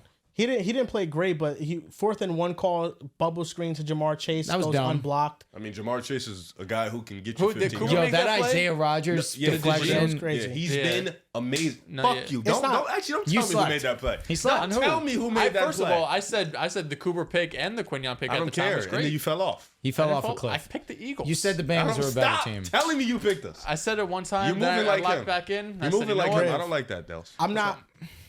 I'm gonna sip this tea. Riv, I'm not opposed to Jamar getting the ball. I just hate the play call. I get it. The play call was really dumb. I think Cooper. really I hate also think bubbles. Cooper just made a great play. Like he followed him across the line of scrimmage. He saw the bubble. He went and He was sacked it. far. Like he was yeah. far. No, He made Cooper up a has lot of been distance. playing great since he's been starting. And then the interception, Isaiah Rodgers just tipping it to C.J. Gardner-Johnson. OD. That was a great pick. It's just really one of the great best play. plays on the weekend. No, yeah, Joe Burrow hasn't played great, but the Bengals' rush offense has been the worst EPA-wise in the last 4 weeks. They have not been able to run the ball. The offensive line just gets overwhelmed against certain matchups. Like, it's the least athletic offensive line in the NFL. Our Marius Mims on the right side has been a bright spot, though. Right tackle, he's been really damn good. It's just the other players on the offensive line outside of, like, left tackle, Orlando Brown and him. Really, everybody else is not that good. And then you lose T. Higgins. The offense becomes very one-dimensional. And Jermaine Burton was out there, didn't even know, like, half the playbook. Shit, he caught one good one He against did. Slay. He did. Shit pissed me He's off. very Slay had a talented. great pass breakup in the end zone. He had a solid game. No, yeah, but I look at the Bengals Did he and get hurt? Yeah, he did. I look at the holes that they have. It's like Shit doesn't move me. 2 interior defensive linemen. That's 2 players. An edge rusher opposite of Trey Hendrickson. That's 3 players. Linebackers could use an upgrade. All even 4 though DBs. Reasonable. 3. Reasonable. Yeah, right. Their safeties, the corners. The only player who's safe is Mike Hilton in the nickel. Everybody back there. But really, it's 4 players. So now we're at, what, 7? Then you look at the offensive He line. replaced the whole 7 out of 11 They defenders. need Gotta that. go. Right? you Like look at- 14. Logan Wilson, he's got to go. I feel like you can survive, even though second level has been non-existent He for played them. all right. But they can survive at least with those. It's really the back end that's been the most troublesome, and really the front 4. And then you look at the offense. It's a running back. I like Chase Brown, but what I don't like about Chase like a Brown complimentary is back. that he is somebody that as soon as he gets the ball, it's Beeline. straight line. I'm not stopping or adjusting where I'm going. It's just a straight line vision. You know who just used has to do poor that? vision. Philip Lindsay. Didn't even realize the Fucking Bengals take were running me the ball. back. That's And all then non-existent. center, right guard, left guard. I mean, they need to fill up like 10 positions. I like that tight end they have. What's his name? Eric Hall. Yeah, I like him. Yeah, I like him him too. He's You dropped Yeah. him. Yeah, I had to take Puka off IR. He's in my dynasty, so I still got him. Oh, so he's solid. I like him. He's Yeah. cool. But good, yeah. the Bengals, they have a lot of holes. I will say this about the Ravens. Like, this makes them so much better. The Chiefs just making these 2 trades for Hopkins and Josh Uche, like, it was incredible. Like, the Chiefs right now, like, outside of their pass defense, which is elite, we know that. This year, they are an elite run-stopping They unit. are. And they faced Derrick Henry, Dogs. the Niners, Jordan Bijan, Mason, yeah. Bijan. Like, they faced great Russian offenses, and they are an elite rush defense. Like, this team is better, and now you give Hopkins to Mahomes with Kelsey, and Pacheco's going to come back. Yep. Like, they just still have completely stacked the deck. But And even how ugly the offense looks at still times, good. it's still good. Like Yeah. I think I was double checking. I think it's number 1 in success rate still. It's if not, it's among the top of the league. Like they're just annoying. I mean, they're the Patriots. They're the 2010 won't win Patriots this where year. just every single year it might get ugly to I start believe or it. it doesn't look This great. year. I pray. They won't win this year. I'm gonna be honest, Yeah, man. Kansas City's number 1 don't success know. rate on offense. I don't know how. No, I've never been more sure in my life. brother, they're mid and they don't lose. This regular season, I've never been more sure in my life. They're No, Their I don't defense think is not mid. Let me just clarify, because people can be like, "Drew, you're a hater, you're an idiot." Da, da, da. Their defense is unbelievable. It's one of the best I've seen in a long they just time, went ugly. bro. They do. They do win some ugly ass. And Kareem Hunt, it's something about him putting back on that KC jersey. We should have known. That's on us. We should have known. But they don't. They just constantly pick up positive plays. Like number 1 success rate. That's showing just every single play you're gaining 4 yards, 5 yards on a and now rush, who's gaining back? 10 yards on a pass. And now who's back? Pacheco? Travis Kelce. Oh, Jesus Christ. Because if Kelsey's back, now I mean, the league's really screwed. you knew Kelsey was gonna wrap it up at some time. I thought it was gonna be like week 16. OD. But I was No, yeah. hoping. I've That's never been more crazy. sure in my life. Who's beating them? I didn't. Don't ask me no questions right now. Let Buffalo? me get time. The only Baltimore? hope, I'm not Houston? even exaggerating, the Lions. I really don't You know who fucking else. kidding me, The bro? Ravens can do it too, but they haven't done it yet. But the thing is, let's say it's the Ravens, right? Maybe You the trust them Bills. against the Chiefs in the playoffs? Obviously Be not. serious. I mean, I don't trust anyone against the Chiefs in the It's only playoffs. one man.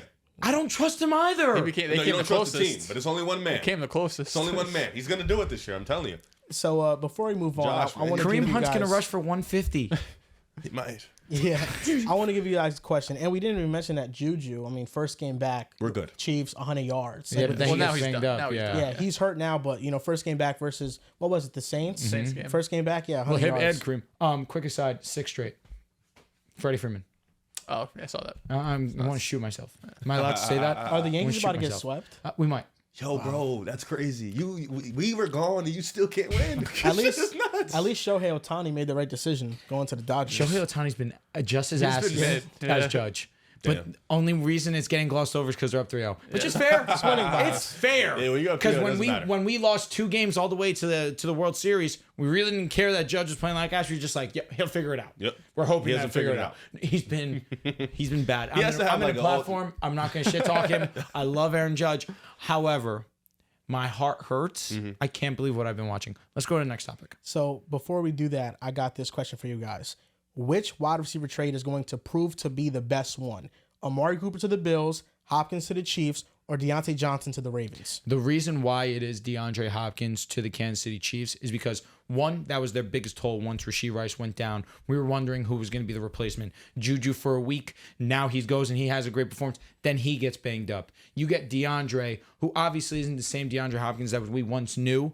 But nice. With Patrick Mahomes, you assume that the two will get on the same page at some point during the season. And when they inevitably win another championship, that's why it'll prove that was the best trade. Do I hope they lose? I'll say this. Yes. Am I hoping I'm a jinx? 10,000%. You haven't worked.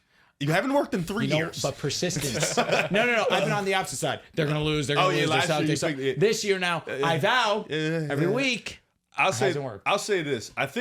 I don't know how much I can point to this because Amari Cooper hasn't played a shit ton of snaps, but I feel like ever since he's got there, the Buffalo wide receivers have just played so much better. Keon Coleman's breaking out. Khalil Shakir's back. Great. Kincaid's catching passes. It just felt like they've just played so much better. And I don't know if it's a credit to him just being there, his professionalism, or just blind, just happen to be at the same time. But this is a tough question because I think all of them can really give A+ outcomes. But in the end, all these 3 teams, it matters for who's going to win the Super Bowl, who's going to make the Super Bowl. So I'm going with the Bills. Yeah, I think this is going to be the one, man. I just can't pick the Chiefs, man. Something about me, I just can't do it. I think it'll be the Chiefs, too. As much as I love the Diontae move, Baltimore is bottom 3 in the league in terms of pass percentage right now. This is a team that's running through Derrick Henry. So Diontae and Zay Flowers are probably just going to split their work they had. Amari Cooper, I think, is going to be huge, but who do I trust to get the most out of the player they just received? It's Patrick Mahomes. Don't it's Andy forget Reid. Gabe Davis 200. Playoff game. Don't forget that. It's going to be Keon Coleman this year? It's going to be Shakir. I realized I just had this first and scroll thing on the whole time. I know you have. I noticed it. I just didn't It's going to be Khalil Shakir Dehls. Please don't fucking sleep. I've been here with Shakir. I'm just letting you know. I've been here with Shakir. Fucking sleep. It's going to be him. My reasoning for saying the Bills is very simple. I think Amari Cooper is the best receiver of these 3 players. I think he's the best one. First game, 66 yards, a touchdown with Josh Allen. And second game, Keon Coleman and Shakir. Things opened up for them. So he did Tariq Woolen, your guy? Tariq Woolen? Yeah, you saw what the Keon did? Yeah, Keon, he was incredible. He gave him a little... He looked at Seattle fans like, he couldn't do nothing. I think the Bills got the best receiving core amongst these 3 teams. And I think Amari Cooper if Rashee Rice is healthy, I would say no. Yeah, of course, but Rashee Rice is not healthy. Yeah, he's out for the year. Unfortunately, Yeah, I can't operate under that assumption. I'm heartbroken. No, I get you. Love Rashee Rice. I love Rashee Rice, man. Week 8 upsets. Which upset was the most surprising? Now, I actually ranked these upsets from the ones that were most surprising. Let's do it. So, number 6, the Eagles over Bengals. I think that was the least surprising. They should have never been the favorites. Number 5. That's what we're trying to tell them. The Commanders. Let me stop you right there. Yeah. Least surprising. Jets losing to the Patriots. Least surprising. That is the least surprising, brother. Number 5, I had the Commanders over the Bears. Yeah. The way they lost, I think that should be 2. Especially with Jaden. Yeah. If Jaden played, I think this was a coin flip game. It could have went either way. I agree. And, we didn't know if Jaden was going to play until last minute. Rams over Vikings, season on the line, beating the Vikings. I don't know, because I didn't. If I knew Puka was also going to be back, it would have been a tougher pick. It would have been 50-50 for sure. I thought they weren't playing. If Puka was playing, the energy would have shifted. Yeah. And it did. So much. The Cardinals over the Dolphins, number 3. That shot shit out of me. For sure. Oh, because Tua was playing, yeah. Brother, the Jets are so high. The Patriots over the Jets. They're plus 270 odds to win. I'd be honest. Brother. The Patriots beating them shocked the fuck out of me. They were the biggest. Shocked you? They were the biggest underdogs out of all Think of about those. the teams that they've Browns lost are number 1. Yeah, except number 1. I think Cardinals should be 1, though. Who do you have 1? Now, Number 1 Browns is number Browns 1. and Ravens. Oh, yeah. Cardinals should be 2. I'm probably would have low-key. I would have probably had Cardinals number 2. Because once Tua chipped in, I'm like, oh, this is Cardinals. And Tua wins. Cardinals coming off a bad loss to the Chargers. I definitely would say Browns. Jets 3. Browns 1 gap. Like the Browns winning, gap. They own Lamar. Browns winning, gap. Then I go Arizona for sure at 2. Then at 3, I could pencil in Jets and Patriots. 4, I'll go Washington just because of the way they were supposed to lose that game and then they just hit the Hail Mary. That shit was kind of crazy. But they deserved to win that game. Yeah, I thought Washington outplayed them. Yeah, The Bears had the goal line call was fucking crazy. You never tip it. I don't know what's good. You never tip the ball. I think he was genuinely trying to swat it. It was just a high-ass pass. Stevenson? Yeah, he was bugging out. He's hilarious. Yeah, I think the best games were Commanders, Bears, Cardinals, Dolphins, Rams, Vikings. good games. Browns and Ravens, it was like a great game. It was a up until the throwback finish, and for an sure. AFC North game. Yeah, I That's will what it say, was. just talk about the Commanders and Bears for a little bit. I do think the Commanders outplayed them. Caleb played well in the fourth quarter and made plays to First win. 3 quarters were this was a Bears team. Again, I said this about the Jets. We keep the same energy with the Bears. You're coming off a bye week. You've had an extra week to prepare going into Washington, and for the first 3 quarters, you have 70 passing yards and less than 10 points. You saw the report that Ben Johnson wanted to be hired by the Chicago Bears. He'll have a chance after this year. Jeez, man. How did you screw that up? That will get crazy. I think the Bears, their coaching is awful. Shane Waldron is awful. In the red zone in the fourth quarter, the second to last drive, he hands it off to a backup offensive are we lineman. doing? And then he bobbles a snap and it fumbles, and Jerzon Newton recovers it. Roschon- Jerzon Newton, he's been been really dogging. freaking great OD. for the Commanders recently. Second highest graded player this week for rookies. Yeah, he is. Pretty he sure is so Roschon good. Johnson's the only running back to score on every single one of his rushing attempts within the 5-yard line. I think it's 4 attempts, 4 touchdowns, and they give it to the fucking whoever offensive lineman or deep or And whatever it was. The very next drive in the red zone, they handed it off to Roschon and he scored. So it was kind of a mind-numbing play. I think it was Shane Waldron trying to be big-brained and just, be creative, but it was just really stupid. Yeah. And I think his play calling has been awful. I mean, we already got tidbits of Shane Waldron and DJ Moore saying that he doesn't really script plays, and they've been doing it recently. You had JSN last year in the offseason saying best of luck, thank God he's off my team, basically. Like the Bears right now, their best offensive performances have been against the worst defenses. Yep. And the Commanders aren't a very good defense, and they were terrible for 3 quarters. As for the Commanders, Jaden Daniels was exceptional, man. And even with the rib injury, there were some throws he missed because of the rib injury. But that Hail Mary, to buy time, to step into that throw, a clean lane, to throw that ball, yeah, it's lucky in a sense once it's in the air and it gets tipped up. But he had to do a lot to get that throw off in the first place. And the Commanders winning it. It feels like the energy in Washington is just shifting altogether. I'm glad you fucking said that. The energy is shifting. Shout out to John Brown. You see where Terry McLaurin is? Yeah, I'm going to lose that bet. He's 4th in receiving. No, I'm yards going to right lose that bet for sure. The energy is shifting. That's a great statement that you made because I wanted to wait to give us some leeway, give us some time. Ever since the bye week, you mentioned it, Dehls. When you come off a bye week, you need to be prepared. You need to be ready. The focus needs to be there. And my Philadelphia Eagles, man. Talk. Ever since the bye week, granted, competition ain't been sweet. It's been very sweet. Browns, Giants. Bengals are supposed to be better, bro. The Bengals. Keep that energy. The Bengals. I just said that to hype up the win. That's why you didn't say Now he's losing me again. He can't lose me because Name of the show, brother. Come on. we just coming off the bye week. We've been a top 10. Actually, we're one of the few teams that are a top 10 offense, top 10 defense in the league. Shocked the shit out of me for sure. But your defense is ass, Riv. The defense has been locked in ever since the bye week. Jalen Hurts talked about it. They had a little conversation during the bye week. They've all seemed like they're on the same energy. The offense looks a lot cleaner, even against the Bengals. I didn't see the same sloppiness in the first 2 drives like I used to see. Granted, we played sloppy in the first 2 drives, no matter who the defense we were playing. Every game. Every game. It Still was just, no points in the first quarter. Every game, it was nasty. But last game, the Bengals just had the ball for so much fucking time in the first quarter. They had 10-minute drives. No, it was nuts. And our first drive was really good. It ended up some points. Defense has just been having a different energy with the rookies and the way the defensive line has been playing. And Kobe Dean has been playing really well. For sure. Ever since the deadline. I mean, not the deadline. Ever since our bye. Quinyon's been on straps all year. Cooper, Legend. ever since he got in the rotation, has been good. Slay's been solid. He's been giving that veteranship vibe. He's been got solid. depth. Jalen Carter's been good. Nolan Smith's been okay. Brandon Graham, still solid.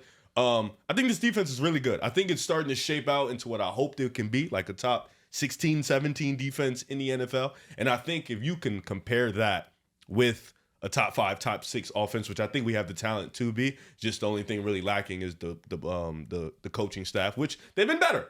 They've been better as of late in making decisions and stuff like that.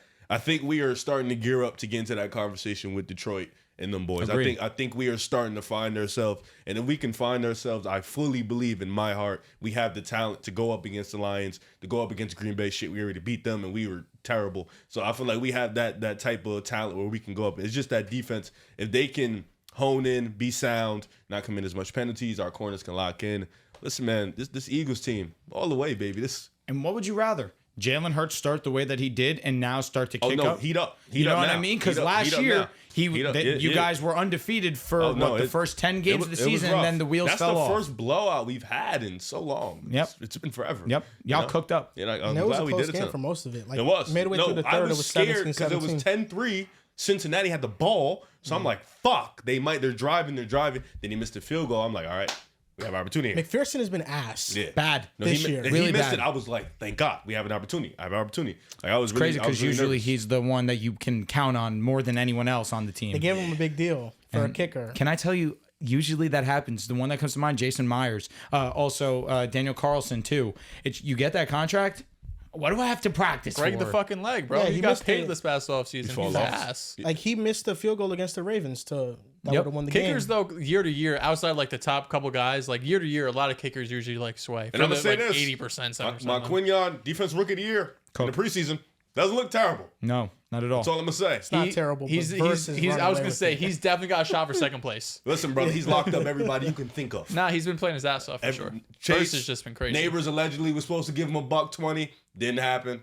Not gonna say who said that at the table, but just not gonna say that. But he's been doing this thing. I think we play Detroit this year too, if I'm not mistaken. Who do you got next week?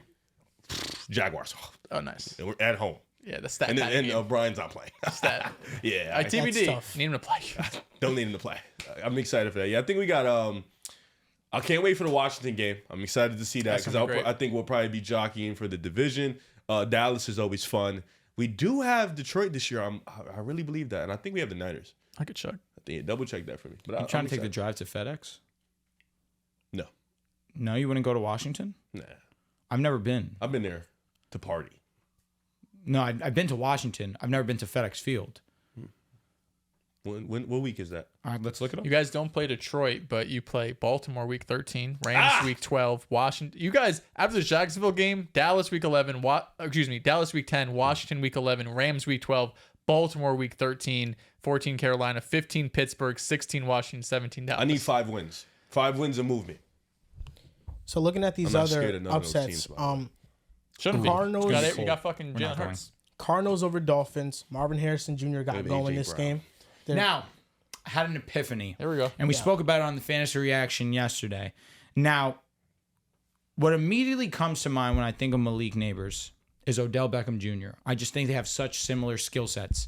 Now, when Odell's career first started, he looked untouchable in that draft class. The best wide receiver with the best counting stats, with every attribute that you can want out of a wide receiver, in elite hands, elite route running, elite separation, elite speed.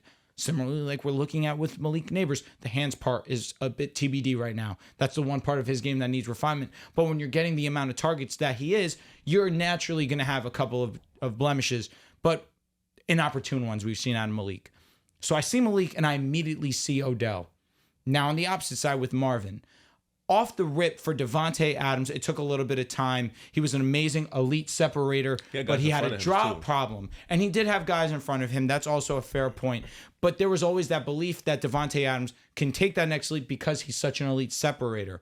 Now, as we sit here in hindsight with long-term vision, the better receiver of the two is Devontae Adams because he was able to stay on the field. He has the longevity and he has the insane counting stats because he was able to stay on the field. But his game was such finesse that he was able to get open at such an elite rate. Now I look at Marvin Harrison and he's an elite separator. That's what he does. He's a technician when it comes to route running. In that intermediate, that's what he does. He gets open. And in that play where he has that crosser over the middle of the field, and he absolutely torches Jalen Ramsey, who's been near perfect this season. Outside of week 1 versus Brian Thomas, ironically. speed He's guys. been near perfect this season. He gets torched for that touchdown to Marvin. But Marvin this season, he's been a technician in getting open and creating separation. The one thing that he's lacking in his game is that explosiveness. Now, we know Tay has that ability to beat you over the top, but that comes from you baiting that you think that he's going to run over the middle of the field and try and get you on a quick route, and then he baits you, and now I'm wide open deep down the field for me knowing that Aaron Rodgers is going to hit me in stride. Now, Marvin Harrison, if he can just get on that same page like we saw this past weekend where he had his season high in receptions, not the season high in yards because that was in week 2, but in my opinion, this was his most impressive performance because it was throughout the entirety of the game. In the biggest moments of the game, you saw him have big time plays as well. Keep the long-term vision with Marvin. He may not be... I have a question. Yeah. Where does BTJ... How does he wreck this whole thing? He messes it up because I think he has a little bit of everything in his He's the game. best receiver in this team. Honestly, it's not insane to say. I think That's he kind of wrecks it where this? you can call him the Mike Evans of this, where Mike Evans kind of has just been quietly not most consistent. but he's the most reliable, most consistent. But I feel like the two games are not comparable. Yeah. The two games with Malik and Odell are comparable. Marvin and Devontae are comparable. Brian Thomas is He's a up there scary with them. dude. Here's the thing with Marvin Harrison Jr. I think he's a great player as is, even as a rookie. As it stands right now, I do think the best pass catching option on the Cardinals is Trey McBride. I think Trey McBride is the best tight end in football. And it's not crazy to say. George Kittle is George Kittle's number one. George Kittle is... I can in the hear Trey as top 2, top 3. He's always been in the conversation. He's not by far in the way. No, he is. He's the most complete because tight end in the league. the 49ers... He's the best blocker, and he's arguably the best receiving back. He's the most complete tight end in 49ers football. this year, they have faced man coverage a lot this year, and they have not been able to get open against man coverage. And that falls on George Kittle. George Kittle has been putting up numbers every single week. Every year. I'm not saying he hasn't put up numbers. He just bogged last But I'm saying week. Trey McBride, He's nice too. his route running and his shiftiness at his size, I mean, he's a matchup nightmare. I'm not saying George Kittle isn't, but I don't look at George Kittle and Trey McBride and not think that it's not a conversation. I don't think they're that far off. If you want to give Yes. George Kittle the nod because of his experience and He what gets he's more than done, a nod, I'll be just honest this with you. season too, the counting stats plus on top of what he brings as a blocker. He's a really good pass You know catcher. my opinion on Trey McBride. You know how highly I think of him. I can't put him with George right now because George simply is the offense. He is the offense right now while CMC's been out. Sometimes he's the offense when they're in. Not CMC, but Ayuk. I know what you mean. Sometimes Yes. he's the guy. No, there's no doubt about it. Woo, Kittle's Kittle's, beast. yeah, I mean, But Kittle's with on pace all for three on the field, I'm saying with 1,000 yards CMC and out, 13 touchdowns. the most CMC's the reliable guy. guy. What's Trey McBride on pace for? Let's see. I mean, probably around 1,000. The TDs probably won't be there. What is I think George's Kittle stats has he's on? scored in almost He's on every pace for single game this 1,000 year. and 13 touchdowns. That's insane. Yeah, he's having an insane season, but I watched Trey McBride, and he's just the most fluid mover right now. No, Trey's OD He's too. the youngest. He's an explosive guy Yeah, as well. Trey's I on get pace it. for 950, and he doesn't have any touchdowns. That's nuts. Yeah, he doesn't get targeted in red zone much, ironically. But no, Trey McBride, I think right now is the best pass catching option for Arizona. He was awesome. He had the most receiving yards. He just didn't have the Superstar. He touchdowns bugged out. like Marvin. Marvin is a great route runner, and he's going to be at his best if they let him work in those intermediate and short areas of the field. When you talk about him running 9 routes and taking the top off the defense, that's just not a gear that I think he can realistically tap into on a consistent basis. I don't think he has to, though. No, he doesn't. 100%. He doesn't. And I'm not saying he has to. I'm just saying that is something that Brian Thomas Jr. can do. Yes. On top of everything else. And Marvin Harrison Jr., this is where, for me, I don't want to down talk him because I'm very high on him. I think he's going to be an elite receiver. When I'm watching him play, I think the pro comparison, now that I've watched him a little bit more, is Michael Thomas. Michael Thomas wasn't a burner. He got occasional, routes that he would get short and then run for a touchdown off a yak, but he was a refined route runner. He like Marvin won could be a burner, in though. that way. But here's the thing: you call him Michael Thomas. Fans should recognize that's a compliment. No, of course it is. The real ones should know it's a compliment. Don't take it for the fact that Michael Thomas didn't play ball for the last 3 years, and that's a knock on his. That's an amazing statement. It's just Brian Thomas Jr., he has the explosiveness, he has the size, and that's where I think he's even better than Malik. Like, Malik is 6 foot flat. BTJ is 6'4", with that same type of speed and explosiveness. He's OD. And he is a good route runner. He's not as good as Marvin as a route runner. Marvin's better, but he's good enough to where all the athletic tools that he does have can make up for that, and he can still get better in that area. And Trevor Lawrence and him have great chemistry. What I like the most about Marvin Harrison Jr.'s performance is you can see the chemistry being built in real time with Kyler. Oh, yeah. Like the 3rd and 4 play where Jordan Brooks is coming free and Kyler Murray starts his throwing motion. Marvin Harrison Jr. is one-on-one against Jalen Ramsey. He hasn't even broken off his route yet. And Kyler just trusts him to be in a spot in open space, and Marvin makes that catch. 3rd and 4, got to have a situation. And they were clutch. And those two, that connection was the reason. And Trey McBride. Trey McBride was making a play every drive. And James Connors. The trio finally showed out all at the same time. And that's why they beat the Dolphins. And that's why they got their kicker into a chip shot range field goal position. Right now, Chad Rollins has played 4 games for the Cardinals. 3 of them, he's had a game-winning kick. 2 of them has been with time expiring. So, they've put the kicker in some good positions, and this was a great win. They're 4-4, and they've been an inconsistent football team. And they got the win over the Niners, so they have the tiebreaker. Right now, they're first, if I'm not mistaken. They might be first. Well, now that the Niners won, I'm not sure. They beat the Rams and the Niners. I think the Niners are 4-4. They're probably like them. They are tied. It's probably them or the Seahawks right now. Yeah. The Cardinals have the tiebreaker over the Niners, but the Niners beat the Seahawks. Yep. I think the Rams beat the Niners too. So Cardinals are in first right now. They're Cardinals beat the Rams too. Yeah, I was gonna say they're undefeated Cardinals, in the Niners, division. Seahawks are 4-4. Rams are 3-4. Yeah, and that's the thing. I think with Marvin Harrison Jr., we're here. Thank God.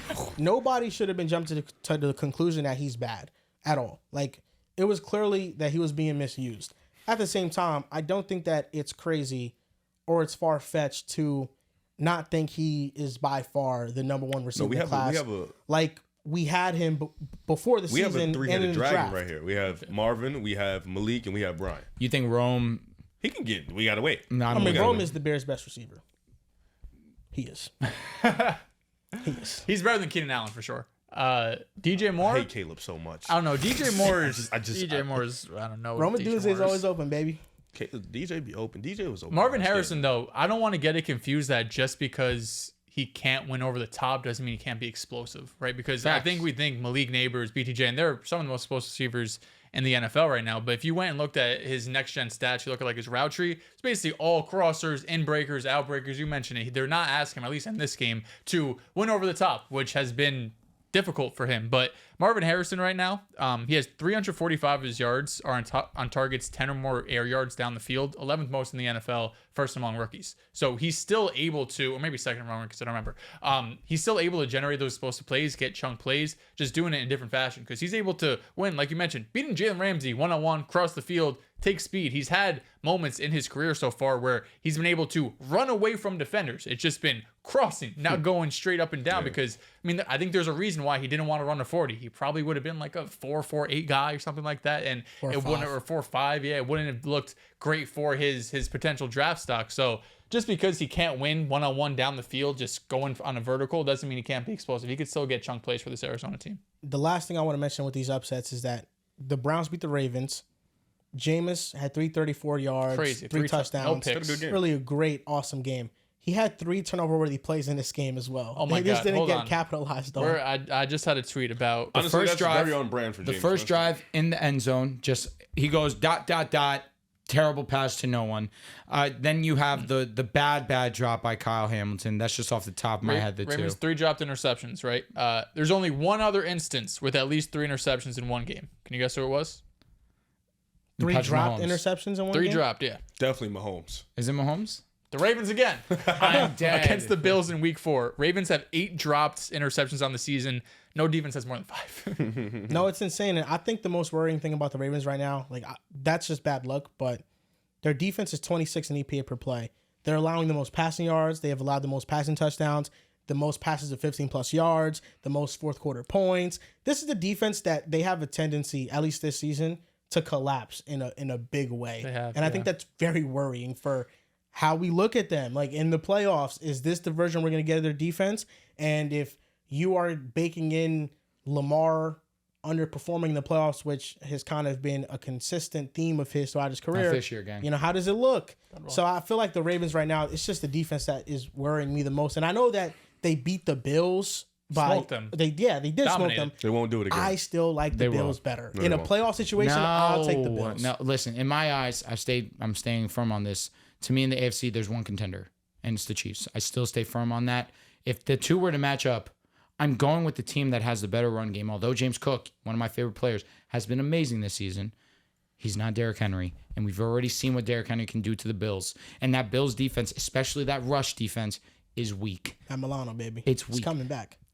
To rely on him, a guy who's been injury prone. No one's stopping Derrick Henry. Nah, no one. Chiefs best chance. That's it. I just don't think they'll beat them like that again. No, I Oh don't no, think Derrick so. won't rush for 199, but he can rush for 120. And No, I mean and Derrick Lamar can still have a great. I just don't think they'll beat them like that. Yeah, and Josh Like, Allen, it was the a bad offense, they game. got They better. shouldn't. Keon's going to be better. They got Amari Cooper. It was just objectively like nobody beats the Bills like that again, like twice in a row. The It's Ravens kinda just historically they just beat people the fuck up. We saw it last year with 49ers. well, they never done. saw They didn't do that to the Bills. That's why I was like, because the time they played before. They did this year. No, I'm saying yeah, like before that though, when they have played, it's always been grudge matches, Yeah. close ass games. That's how That's I'm how like, it should be. That's true, best teams in the league. I don't think it'll happen again. I don't fully disagree with you on the Chiefs being the only contenders. I don't know though. Like I like Baltimore. I like Buffalo. If Houston was healthy, I would have liked Houston too. I'm rooting for Baltimore. My life depends on it. Yeah, and if it comes down to it, I will happily root for the Bills. Yeah, it's just I think there's three contenders. I think it's those three. I think the Chiefs are the top of the top of the top. They're the favorites, but there's a world where they can lose. Is it a world we're in? I don't know, but there's some world that they can lose. But if Baltimore and Buffalo match up, I think it'll be whoever gets home field advantage. I think that'd be the exciting one, and I think that'd be the team. Did they play in Buffalo earlier this year? I don't remember, to be honest. I feel like I don't. I just think they're two different. There'll be two different teams by the time playoffs match up. Now, question for you guys. Who wins the NFC West? The Cardinals, Seahawks, 49ers, all 4-4.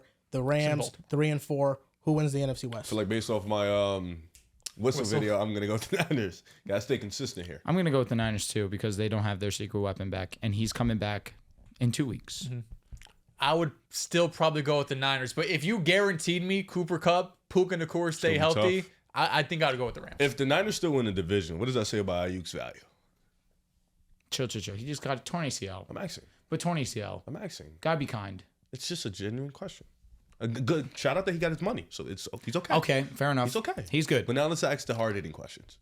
I don't think it says much about his value. Right, it depends. Oh, if they go to the NFC Championship Super Bowl again, okay. If they get bounced in the first round and Well, it's like if the they offense win don't the look division, great, they might have they could Because stop about. right now, Arizona's 4-4. They have a terrible defense.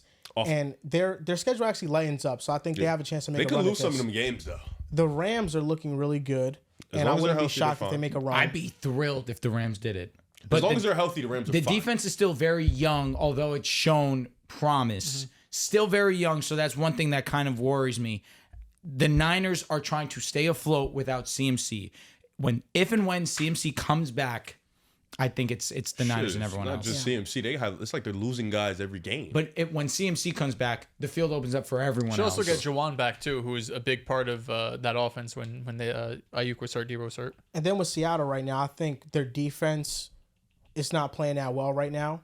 And then offensively, I mean, Geno Smith doesn't have a chance. I mean, Offensive lines do. the offensive line's so bad, and then they can't run the ball either. So they're very matchup dependent. Like the Seahawks can only win games against teams that either have an inept offense or that they don't have a pass rush at all. That's the only way Seattle can win right now. And the 49ers, I mean, when CMC comes back, you have CMC, Kittle, Debo, Do we know when he's coming Jawan back? Jennings, Supposed to come back Pearsall. week. I 10 follow after this the bye. doctor on Twitter. Like he be having all the reports. He's Yeah. fucking nice with it. He said CMC's at like 80% progression, and this is like, so I was like, okay, but he has like all the Yeah, I mean, they said that over the bye week, he's expected to have like high intense practices. If that goes well, he'll be back. oh yeah. So I would pick the 49ers just because I think they're getting healthier. CMC's coming back. And right That's your new now, squad. it's dead even. It's dead even right now. Eagles for the are winning Commanders division. who win in division. State your claim right now. I think the Eagles are going to win. I think the Eagles will also win the division. Oh, you're switching? Yeah. No, I can't have that. I said that they could. I'll have to go look back. So I'll dap you until further notice. Listen, I've never said anything ill about the Eagles, have No, I? I don't think so. No. I love the Eagles, actually. I've always been here with Philly, He man. gets nothing from I me. really love Jalen Hurts. I love him. You know what? That's fair because you haven't disrespected him this year. You've just been mute. You haven't said anything. You've just been like, Because I trust in him. unlike other people. And that's my fantasy quarterback till day I'm dead. My fantasy quarterback's Lamar, so. And you're eating. Now, NFL recaps, just a takeaway or a question you have from a game or two that happened this weekend. I've been waiting for this because I have a couple of questions.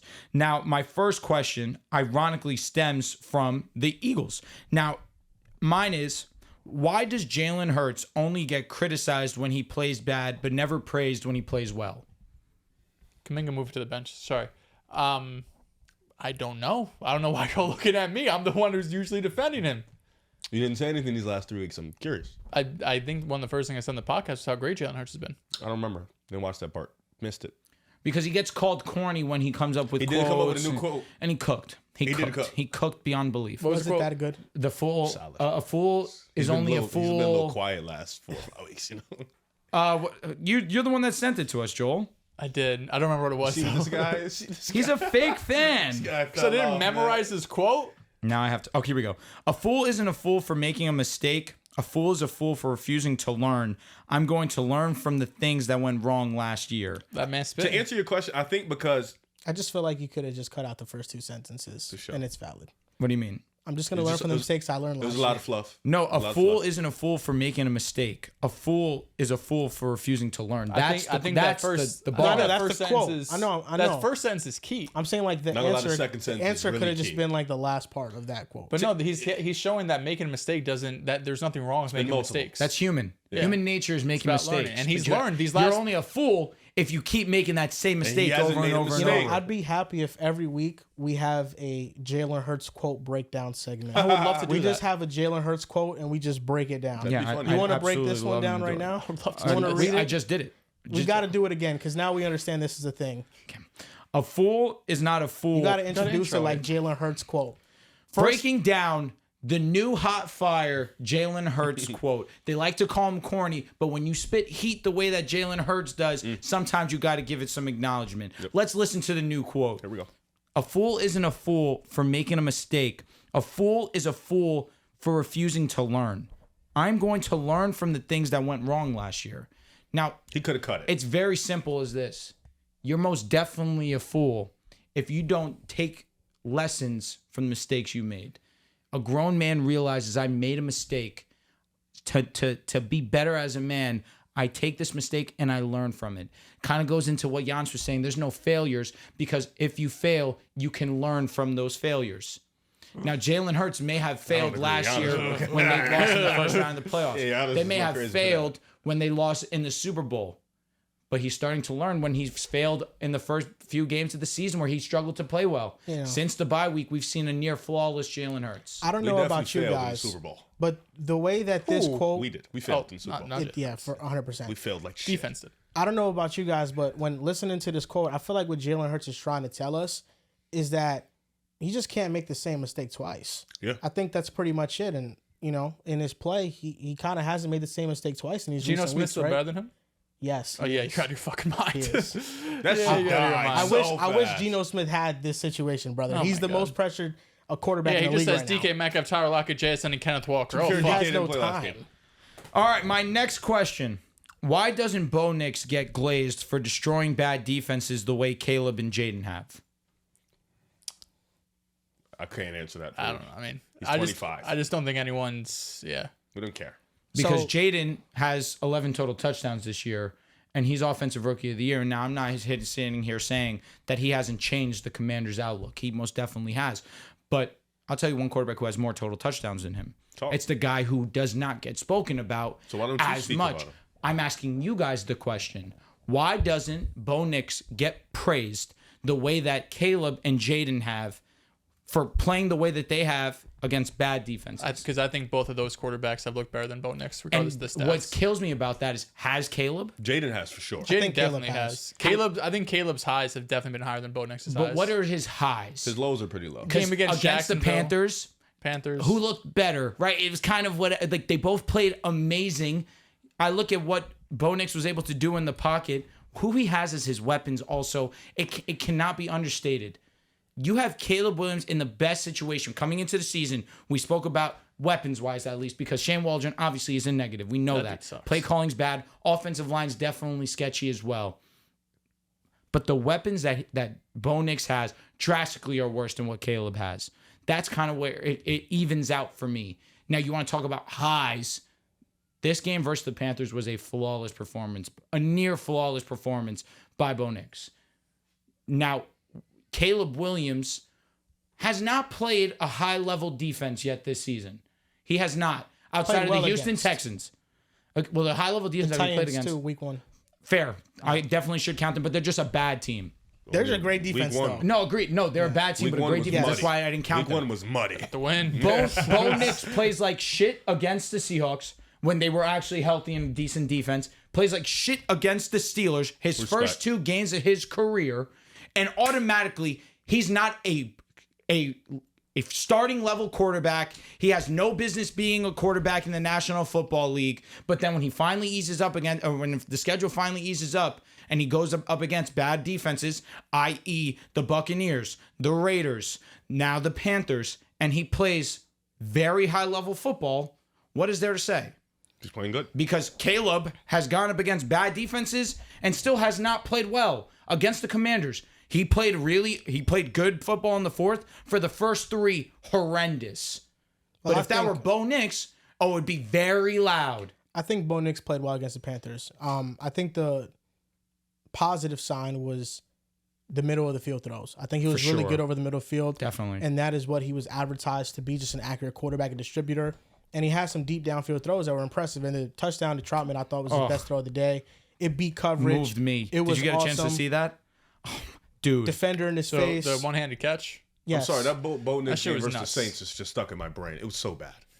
Like, it was so bad. Definitely Like, was not that his low best Here's the moment. thing. borderline Caleb versus the Titans low. It was so bad. Bo Nix deserves credit for how he played against the Panthers. And there have been moments this season where he's looked good. I just think the majority of the season, he's looked really bad. And the stat that I mentioned to you guys earlier about Anthony Richardson in his first 10 starts and where he ranks in EPA-wise and all that comparatively to like these other quarterbacks, Bo Nix was dead last on that list. So, like, yeah, even taking this game into account, he has not had a good rookie year. So EPA's, the advanced stats are all that matters when we talk about Bo Nix. No, I don't think it's all that matters. Like I said, I think watching the film back against the Panthers, Bo Nix was really good. The game versus the Raiders, he was really good. The Saints game the was game rough. versus the Bucs, The I don't Chargers disagree. game was rough. It started The Jets rough. game was rough. Because again, Jets game was The rough, Steelers game and he was was the rough. only. Steelers are the best. The defense Seahawks in the game was league. rough. It was his first game of his career. Yeah, but I mean, we're talking It's like about four like games what, you just said. 4 or 5 of the 4 of the 8 games he's I played. So think it's a half. lot. I think why Caleb and Jaden get the praise and the glaze is because we see the progression for them. We see these were the top 2 picks in the draft. These were highly touted prospects. Who's played better We this see season, they've Caleb or become- Bo? Caleb. But he hasn't. Jaden really hasn't had a bad I It's still been game. think 2 it's Caleb games. Williams. Caleb's played well for 2 games. What's Bo Nix had? Like 2 games? He's 3? played well in 4 games. That's break even right now. Yeah. Two He's games. played well. He played well against the Buccaneers. He played well against the Chargers in the second half. He played well That game against was the Raiders. 20-0. And we almost came back. The defense needed one stop, and we That lost wouldn't to count as a 10. good game. It's a good half.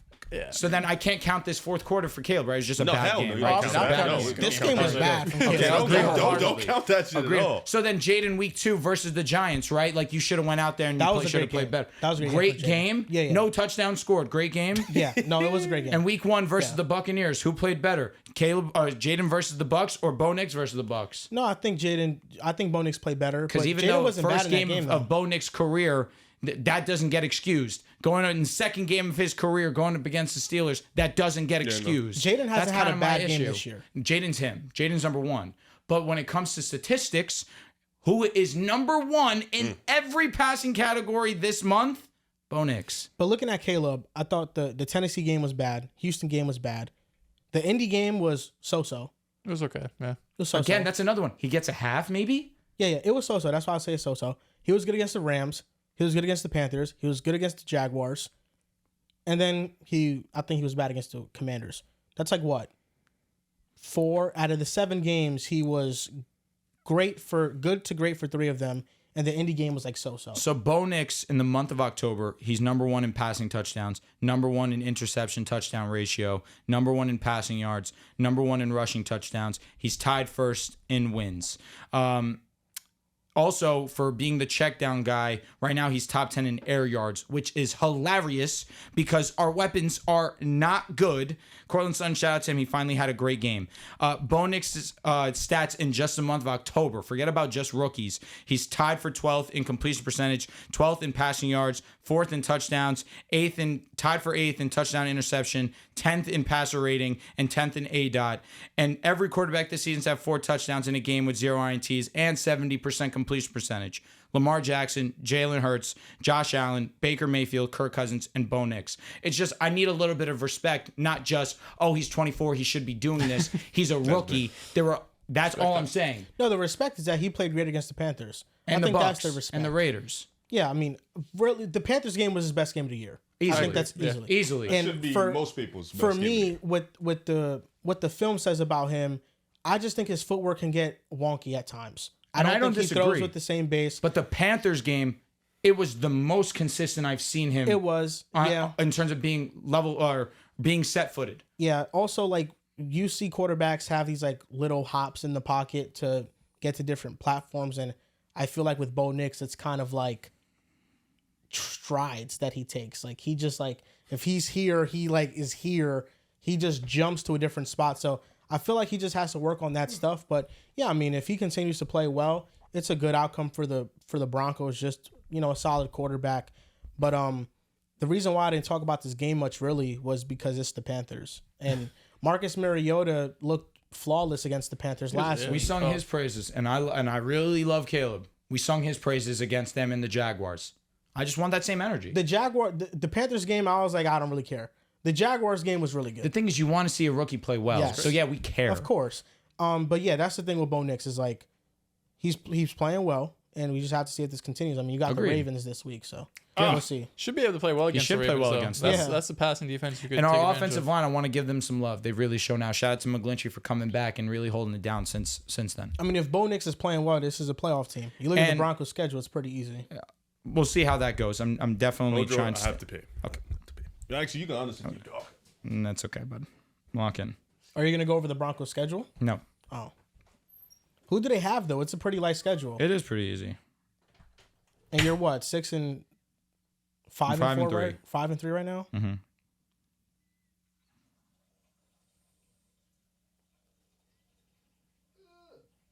Ravens, Chiefs, Falcons, It's hard now. It gets lighter though. Raiders, Browns, Colts, Chargers, Bengals, Chiefs to end the season. Aaron Judge just got hit in the hand. Yeah, that's not light. It just depends on what version you're seeing with the Bengals and stuff. You know what I mean? That's what I'm saying. You have a couple gimmies. I think like 8 wins. I think the 8 Browns wins. game should be winnable. Beating the Raiders twice is going to be hard. We'll see what happens. Chiefs twice, obviously not ideal. Bengals are always going to be a tough out. Chargers, I don't know, especially after losing to them last time. All right. And my last question, which we kind of spoke about already, but my statement was Marvin Harrison is to Devontae Adams as Malik Neighbors is to Odell Beckham Jr., but we already spoke about that. Okay. Now I have some takeaways and I have some questions. I'm not going to get into too many of them. Number one was Colts Texans. I had to take away from that game outside of Richardson because we spoke on him ad nauseum. Are the Texans pretenders? Yes. Yes. They are 6-2 right now, and how many of those games have they actually looked elite in? Probably 0. I'm trying to think of their wins. I don't know. And Stephon Diggs, we haven't discussed it. Torn ACL. He's done for the season. Thankfully, they're going to get Nico Collins back. Hopefully, fingers crossed, in a couple of weeks coming back from that hammy. But they haven't looked great all season long. I think the defense has, I feel like they just haven't been able to put together complete games on both sides of the ball, right? Like, I feel like there's been moments where the defense has been really good. Again, they're 6-2, right? So like they're doing shit right. So I'm not going to try to take anything away from them. Crazy. They're just clutch. But yeah, I think obviously not having Nico these last few games has taken away from the explosiveness of the offense. You think of that Packers game, right? That was a game where CJ Stroud really struggled to move the ball. But yeah, this Texans team was one that, even though they're 6-2, they don't feel like 6-2. They feel like a 4-4 team that's kind of still trying to find their way. Are they kind of like last year's 8-3 Jaguars? I wouldn't go that far. Like, I don't think they're going to collapse and miss the playoffs. I just trust their I think their offensive line's bad. I think that losing Stephon Diggs for the season and now Tank Dell goes back to being your wide receiver 2 when he hasn't been the best product so far. I think also losing Nico. Nico comes back. Obviously, you get a huge boost there for also Tank Dell. They haven't really had time to gel because, they lost Mixon early. Then after Mixon, they lost Nico. Mixon comes back. Now they lost Diggs. So they're off, and then their offensive line is terrible in just terms of just pass blocking, penalties and stuff like that, like just not being on the same page. And so CJ's put in these tough positions. I don't think he's playing as bad as people think. I think the situation is a little funky, but play calling too has been pretty skeptical. Bobby Slowick definitely hasn't been on his A game. Yeah, he's tell you what, he's not getting head coaching interviews. Yeah, he's been tweaking this year, but I think their defense has been pretty solid. I think their defense has been the saving grace of this team. This is the 20th graded pass blocking offensive line according to PFF. CJ Stroud, the 4th most dropbacks under pressure. Yep. Only Deshaun Watson, Daniel Jones, I said DJ, Daniel Jones, same thing, and Geno Smith are higher. So Stroud is getting pressured a lot. He's being forced to take on a heavy burden on him. And then my other takeaway from another game was the Giants and Steelers. Russell Wilson is playing well. How about that? Russell Wilson looks great. 8th in EPA per play right now. He looks good. It's killing me. I retweeted it. I apologize. The Justin Fields shit. I mean, I couldn't believe they benched Justin Fields, but shit. Mike Tomlin was right. I said you can't trust him offensively through 2 games. He was right. He looked great in that game against the Giants. You see this look on my face? Shit's hurting. I'm fucking fuming. That throw to George Pickens is the best throw he's had in 3 years. Easily. I don't know if he's had a throw like that with the Broncos. Because the one that comes to mind is that Cortland Sutton one where Cortland Sutton's making that one-handed catch against the Chargers. That was an amazing throw. This one was that maybe, 15 feet off the ground, 35 air yards? It was a bullet. It was on the right hash to the left side, too. No, yeah, he's had some awesome throws. I'm going to give some love to Arthur Smith for going through not one but 2 quarterbacks this season, and both of them being able to have some level of success. Yeah, Pittsburgh might make the playoffs again. The thing is, Russell's still not seeing the middle of the field. That's one thing. He's not seeing the middle of the field. That's typical Russ. It will never happen. But throwing outside the numbers, he's a special football player, special thrower when it comes to that. And now suddenly with him, the rush offense is here. Yo, Najee Harris looked better than rookie year Najee Harris last night. He looked exceptional. Jalen Warren looks healthy too. This running back duo that was supposed to be the bread and butter of this team that had struggled for a few weeks. Najee's starting to get going, and he looks more than just the numbers. He looks a little bit shifty. He looks agile. He's making guys miss. He fucking hurdled over a dude last night. Like, he was looking great. And then Jalen Warren as that secondary back gives you some pop too. It's important to emphasize that Russell Wilson in this Steelers offense has not just been serviceable. It has not just been good. It's been a great offense. And versus the Giants, they had 19 plays of 10-plus yards. That's the 6th most in a game by any team this season. And they had 5-plus plays of 20-plus yards. Right now, the Steelers, shockingly, because last year they made the playoffs with a negative point differential, they have a plus 68 point differential this year, which is the 2nd best in the AFC. I'm hurting. They're good. But I'm happy. There's a weird part of me because I know I have no ties to Russ anymore. Like, I'm happy to see him succeed. I would, obviously. It's a bittersweet thing. I'm happy for Russ because I never like to see someone put out a pedestal and then get torn down the way that he was. And he was the laughingstock for 2 seasons. And now he has an opportunity again, and he's making the most of it. So, as a human, I'm happy for him that he's thriving. But it sucks that it couldn't happen as a Denver Bronco. But now we're both doing and kind of thriving in our own ways. They're sitting at top of the division. We're the 5th seed, and that shouldn't have been the case coming into the season for both of us. So, both of us are doing well right now. And he's still getting paid by you guys. We're giving him a lot of money. Yeah, they are giving him a lot of money. No, it reminds me a lot of just, sometimes Hall of Fame quarterbacks go to new situations that they don't succeed. That was a good tweet. Kurt Warner with the Giants, then goes to the Arizona Cardinals. Brett Favre with the Jets, then goes to the Vikings. And this might be the same trajectory for Russell Wilson. Didn't work out with Denver, but it's working out in Pittsburgh, and I think Fields has also handled this pretty good. So, Dehls, what do you have as takeaways for some games? Yeah, so I wanted to talk about Jalen Hurts some, but we already talked about Jalen Hurts, so I don't got really much to say there. I thought he was pretty damn great outside of one throw. He had a check down to, I think it was Kenneth Gainwell on the left side. Yeah, that was a bad play. Could have been a pick six very easily, but it wasn't. Logan Wilson didn't track that at all. But no, outside that, over the middle of the field, he made a couple good plays. But also, the Eagles were playing under center a lot more as well, right? Which is something that I fucking hate to do for whatever reason, but it's good to see that. We talked about Marvin Harrison. I had some Marvin Harrison stuff. The only other thing I had here was the Dolphins. I thought the Dolphins missed a golden opportunity to kind of right the ship. You lose to the Cardinals, right? You're 2-5 now. Right? 2-6. 2-6 now. The Jets. Actually, I lied. 2-5 because they had their bye week. Good 2-5. So the Dolphins, they have a couple like cupcake. They have the Jets 2 times. They have the Patriots. They have a couple games, but still on their schedule, they have the Bills, the Rams, Packers, Texans, and 49ers, as well as the Cleveland Browns in Cleveland on December 29th. That's 6 games. You can't afford to lose 3 of those games, and then you got to win all of the gimmies. So I think this was just a really tough game to lose because we all picked the Dolphins. Of course, with Tua back, I thought it was going to be kind of, I shouldn't say easy. Nothing's easy in the NFL, but I thought it was the game that they would be able to have. But Kyler Murray in that second half, they really came alive. They had a comeback win. Marvin Harrison had a breakout game. We mentioned it, Trey McBride, James Conner. But that was the only other takeaway I had than the Eagles and Cardinals stuff we talked about. So I had a question that coincides with the Miami Dolphins. My question is real simple. You know, they paid Tua last summer, if I'm not mistaken. Yes, I am not tweaking. You paid Tua. Tyreek is 30 or over. He might be 30 or 31. Jalen Waddle's still young. Jalen Ramsey's getting up there in age. What's your direction going into next season? You're probably not going to make the playoffs this year. Let's just call it how we see it. Your defense is probably shit bad, like really bad. Tua is not I don't want to disrespect him and say he's not an elevator, but he's just not the top guys like Allen, Lamar. He is an elevator. Well, he's not them, is what I'm saying. I know what you mean. He's not them guys. So you kind of have a good quarterback, not a great. Your defense is dog shit. Your offense is Tyreek Hill and Jalen Waddle and Devon Achane, but your offensive line is. So my thing is, my question is, how do you build up this Miami Dolphins roster?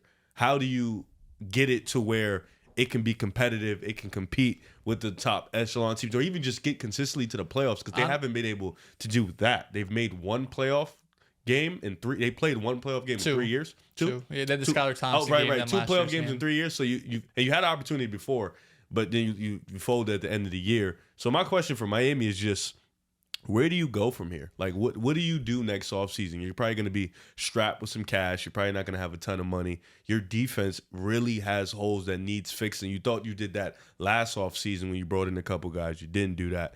And then your guys this year are banged up. Well, they weren't coming in. They were banged up. And Bradley Chubb, Jalen Phillips, if I'm not mistaken. So what's Miami's next goal? It's a question for you guys. Like, what's Miami's mission? Do you just call it a day, start the tanking process, or do you? Because this hasn't been a consistent winning thing. I mean, you've had moments in the regular season for sure. You've had great moments in the regular season, but it hasn't led to that consistency that you want to see in the playoffs. You know, come December and January and all that, it hasn't led to that. So when do you start to hit the reset button, or do you continue on to this path? Let me show some love to my dad because he put this idea in my head and it's a fair one.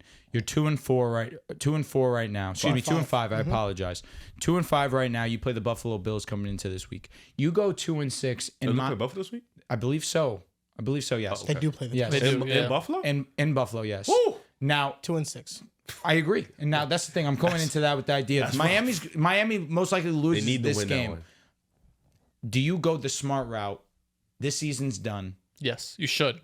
You sit Tua, protect him rest of the year, and then do your best to now have a high draft pick to go and either one, draft the best player available, go and help out this defense, go out and get an offensive lineman, or use this pick as leverage, go and get more assets to really try and build a more cohesive Travis roster. Hunter's a Miami Dolphin.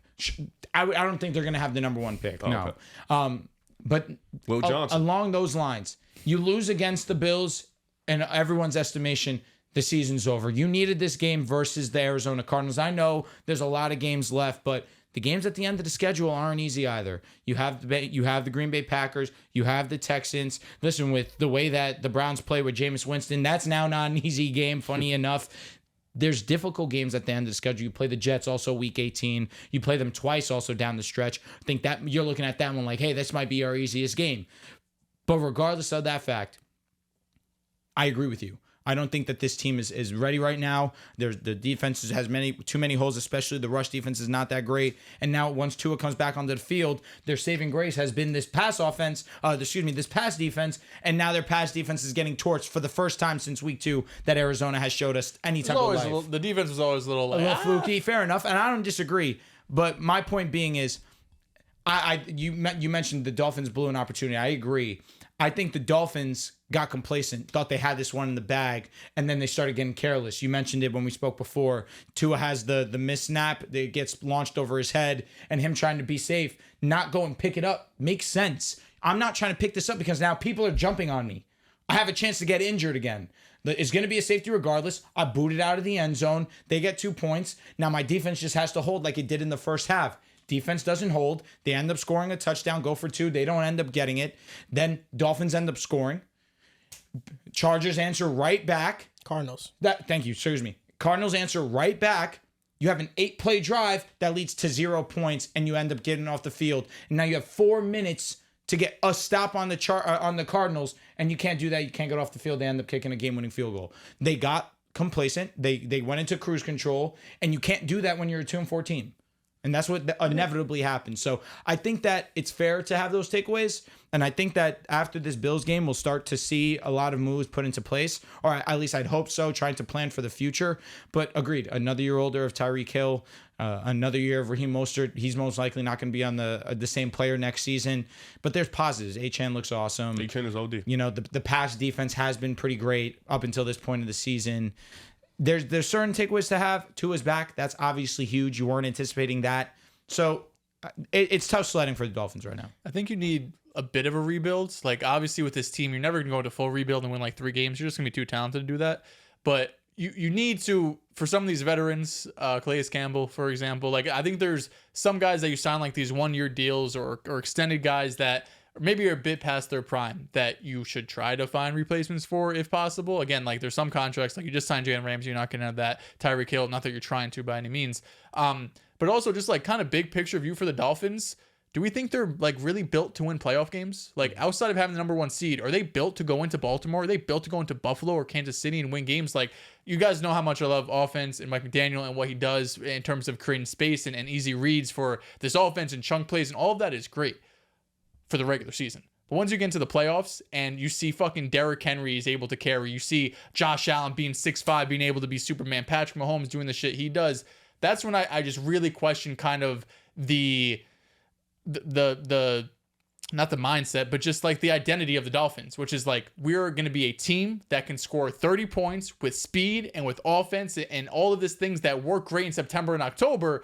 But we've seen for these last few seasons, once it's December and January, that shit really doesn't fly, especially when you're going up against top defenses. So I think it has to be a bit of just a different identity for the Dolphins. I think they just have to get a bit tougher on both sides of the ball, offensive line and defensive line. You got to be able to consistently run the ball. But more than anything, you have to be able to win in other ways other than just being, we're going to be more creative than everybody, because eventually you're just going to run into teams that are better than you and tougher than you in those really tough situations in the playoffs. They're a finesse team. They got to get better on the offensive defensive line. That's number 1. You just got to draft well. Like every quarterback that has gotten paid, the number 1 way that those teams are building their teams is they are offloading veteran players and they're drafting well. Like the Bills, you know, you trade Stephon Diggs, you draft Keon Coleman, and that's how they have to build this roster up. The problem that the Dolphins are going to run into is that they paid a guy that is just not on those other quarterbacks level. And you talk about being an elevator. I think Tua, if we're in a 10-story building and we have an elevator, I think he gets us to the 7th floor. And if we try to get to the 8th floor, you know, maybe we're at 7.5, but it kind of stops and jams up right there. That's what I feel like it is. And yeah, the offense hasn't looked good at all when he hasn't been there. But what have been the games that Tua has played this year? The Jaguars, one of the worst teams in NFL hindsight, barely beat them. The Bills, terrible against them. The Cardinals, offense played well, but situationally down the stretch, they couldn't win that game. Like the Dolphins are just a mediocre football team. Like, it is what it is. The Dolphins had 3 drives where they didn't score. 1 punt, 1 botched snap, and another punt in the second half. At a point where the defense had been amazing while Tua's been gone, everything's all optimistic. That screen pass, though. One play. Dude, play. It's a screen pass. It's one play. I can't look at that and really highlight the whole game. I'm not looking at it and saying it's his fault, but in those moments, you gotta make that play. But and then the underthrow to Tyreek Hill is pretty egregious. Yeah, but he was already like like 50, 60 yards down the field. He underthrew him by like 20 A lot. yards. 20 yards is a stretch. It was a lot. Numbers aren't that It hard. was a lot, lot. though. I agree. But he's also throwing off his back foot. I don't know why he did that. It was a potential bad- touchdown. I mean, there were still 2 defenders there, but regardless, he underthrew him a lot. I think he kind of saw him late too and just kind of let it rip. I thought that he threw off his back foot. One, you don't have the arm for that, buddy. Go ahead and get some base under you, get some motion going. But it was a tough one, and I think he just saw the play too late. But other than that, he had some really great throws, really great decisions. Defense let him down.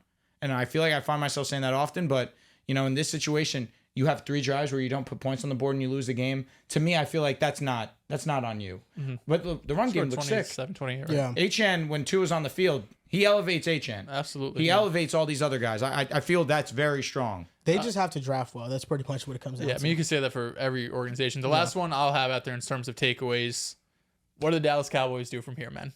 You paid CeeDee Lamb. You paid Dak Prescott. Micah Parsons is probably going to get paid. And you kind of ran it all back this season. And you have a Sunday Night Football game against the 49ers. It's 10-6 into halftime. Coming off a bye, by the way. The Niners scored 21 points in the third quarter. And Dallas does what Dallas does. They make a fourth quarter comeback when there's no way this happens. They had an actual chance at the end of the game. They scored a couple garbage time touchdowns at the time. But they had a possession at the end. If you're able to go down and score, holy shit, we could win this game.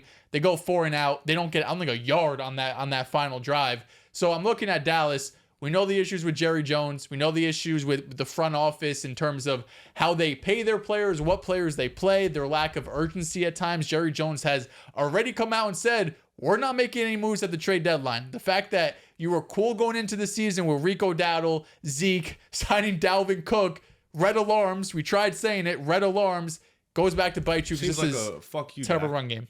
That's what it seems like. No, yeah, they're pretty terrible. They just refuse to give him help. They're just garbage. I have just some stats I want to share for anybody listening for agenda purposes because I don't want these to go to waste. So Jerzon Newton, 7 pressures, 3 quarterback hits, 1 sack versus the Bears. Also wanted to mention some Terry McLaurin prop. He's balling out this year. No. He's been a star. For the Eagles lovers out there, I have one sitting to the right of me and one potentially who might work his way back into it. I'm just to the Jalen left Hurts, of me. man. The Eagles secondary are 7th in pass breakup rate, 6th fewest first downs allowed, 2nd lowest yards per coverage snap allowed, allowing 12 points per game in the last 3 weeks. And Quinyon Mitchell has allowed 18 receptions on 35 targets, 0 touchdowns. Let me ask you a question because he tried to question my Quinyon Mitchell love. How high was I on Quinyon coming into the draft? You were high. I don't really remember you saying anything negative about him. Agree. He was my number 1 corner. Did I try to question? The axe. Yeah, Axe. which is kind of questioning. Oh, okay. Asking is a question. I think he was just talking about the Malik Neighbors thing. Which he's the one said $120. I'm just like, yeah, probably. Disrespectful. He's Neighbors. He's an idiot. I know. He is a Oh yeah, Malik fucking Neighbors is the best. But Quinyon was my guy. That's the only reason I'm just like, yo, it's Mitchell crazy. is the best corner, defensive rookie corner in the league right now. Yo. Hammer sauce. Him or Ramsey. Him Him or PS2. Yeah. Thank you. Another pick. God, how Clemson, he's been cooking. I mean, of course, there's going to be plays where these guys are getting open. Mm-hmm. They're just not getting the ball, of course. But when they played Malik Neighbors, it was some plays where he made Malik look like a boy. Like, he was really getting aggressive with him, slamming him to the floor, like really showing him this is a man's world. You got to play like a man. And Malik Neighbors didn't play like a man. Yeah, I mean, Vic Fangio, I think we said this at the beginning of the year. His defense, typically, if it does work, it usually takes a while to work. It's not week 1. He had to plug in some guys and playing Devontae Maddox was playing. He was playing too much. Cooper DeJean started to start too, so that helped. God. I don't know why it took so long. The last thing is just Geno Smith has the most dropbacks under pressure with 135. Daniel Jones is the next closest with 123. You love quarterbacks that have terrible offensive lines. Shocks me you don't like DJ. He's not good. Now, I want you guys to play this little game. Let's do it. I want you to guess the top 10 quarterbacks who are under the most pressure this season, according to PFF, dropbacks under pressure. So you just gave us 2. Daniel Jones, Geno Smith. Deshaun Watson. Geno Smith is number 1. Daniel Jones is number 2. Deshaun Watson is number 3. Let's just go Joe Burrow. Joe Burrow's not here. Wait, what's the Allegations? Quarterbacks under the most pressure. CJ Stroud. CJ Stroud is number 4. Baker Mayfield. Baker's not here. Trevor Lawrence. Yep. Well, Lawrence is not Is here. Josh Allen up here? Josh Allen's not here. Okay. Damn. Caleb Williams. Caleb Williams is number 10. Aaron Rodgers. Did someone say that already? Aaron Rodgers is not here. So maybe this offensive line's not Surprising. He gets the ball out. He is not. Surprisingly enough, Aaron Rodgers has one of the most dropbacks with a clean pocket. Yeah. I mean, he also hilarious. gets the ball out in fucking 2 seconds, so we don't really usually have time. Good point. Kirk Cousins. Kirk Cousins is here at number 6. Jacoby Brissett. Brissett is not here. Caleb, cooking. did you someone I say did Caleb? say Caleb. Yep, good Not job. up here. But Jacoby Brissett, the percentage-wise, most dropback percentage under pressure, he's number 1. Jaden? Jaden Daniels is number 7. How many we got left? So you have 1, 2, 3, 4, 5, 6, 7. You have 3 more. So 8, 9, 10? Not in that order, but you have 3 left. Oh, okay. Damn, you fucked me up with the order you did. Yeah. Matthew Stafford. Matthew Stafford is not here. Okay. Kyler Murray. Kyler Richardson. Murray's not here. Anthony Richardson. Richardson's not here. Herbert. Justin Herbert is not here. I'm trying to think of just people who hold on the ball forever. I will say Will Levis. Will Levis is not here. I'll give you guys a guess. played like half a game. One of these quarterbacks has a great offensive line. Oh, Patrick Jared Mahomes. Goff. Neither. Who the fuck did you say? Lamar Jackson. Lamar is not here. Dalton. Andy Jalen Dalton Hurts? is not here. Jalen Hurts is here, and he's tied with another quarterback. Okay. Actually, Dak Prescott. Not Dak I do Prescott. see him get blitzed a ton. Oh, Daniel Jones. He's Daniel number Jones 2. was already said Oh, number he said- 2. Okay, sorry. Tell you Drake what. May. Drake May is not here. No, he played limited. I'm trying to get. Josh Oh, Allen? No. Gardner Minshew. Gardner Minshew's not here. Okay, but it's somebody in the Raiders. Who's the other guy? AOC. Bo AOC. Nix is here at number 9. Him and Jalen Hurts are tied. So you have one name Is left. AOC up here? AOC's not here. Okay. Kyler. Think said it about already. a top 15-ish quarterback. It is not Kyler. Oh, Brock Purdy. Brock Purdy is here. That's the last name. So the 10 Cooker quarterbacks under does. the most pressure. Geno, number 1. You carried. Thanks. Daniel Appreciate Jones, that. Deshaun Watson, CJ Stroud, Brock Purdy, Kirk Cousins, Jaden Daniels, Hurts and Bo Nix, and Caleb Williams. Now, NBA observations. What is something that you've been looking at now, Riff, on Hey. your new show that you do, Hey, shout out to the objectively show, man. biased, I believe it is. You They violated posted a TikTok clip of Russell Westbrook in first clip, banger, Yo, 200,000 plus views already. Already? Yeah. Oh my God. IG or TikTok. TikTok. It's on TikTok. TikTok for sure. Yeah, I didn't really mean I didn't mean to violate Russ. He's just ass. Like, no offense to Russ. Like, he's a good guy, good human. I think I said this. Good father, probably. All that good stuff. But he's just not good at basketball. Like, he's just horrendous. But yeah, shout out to Objectively Biased.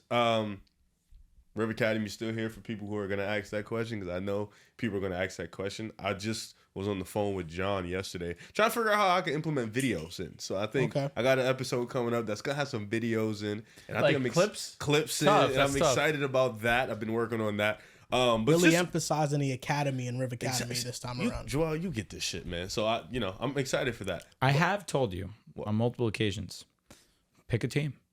One team. Do an episode. It could be that easy. I'm doing it. Don't worry about it. I love that. I am gonna do an episode about Ace Bailey and Dylan Harper. Love soon. that. So I'm excited. I'm about tuned that in. You too. know I'm a Dylan Harper stan. You are Dylan Harper. Few observations though. I got a few. I want to start with the Lakers. I want to start off first. I want to just say their offense just looks so much more fluid. I think there's certain things you can't take away early on in the NBA, like Cam Thomas averaging 30 points a game. I doubt that's gonna happen throughout the whole year. No, that's no shade on Cam Thomas. Just 30 points is a lot of fucking points. But Lakers, just the way they run their offense, I think they'll do that all year. I think it's going to be a lot of backdoor cuts, a lot of plays, a lot of Anthony Davis post up, setting the pin down, somebody popping. They had a play at the end of the Suns game for Austin Reeves where threw the pass to LeBron. LeBron had the post up. AD perfect. sets the screen. Austin comes over, had an open look. Austin didn't even fully come over. He kind of fake dropped back. That was an the open issue. jump. It was an open three. I'm not mad at it. Yeah. And he missed it. It's life. Perfectly drawn. I mean, unbelievable play. It was a great design. play. They ran it well. Austin had a good look. He missed it. Life.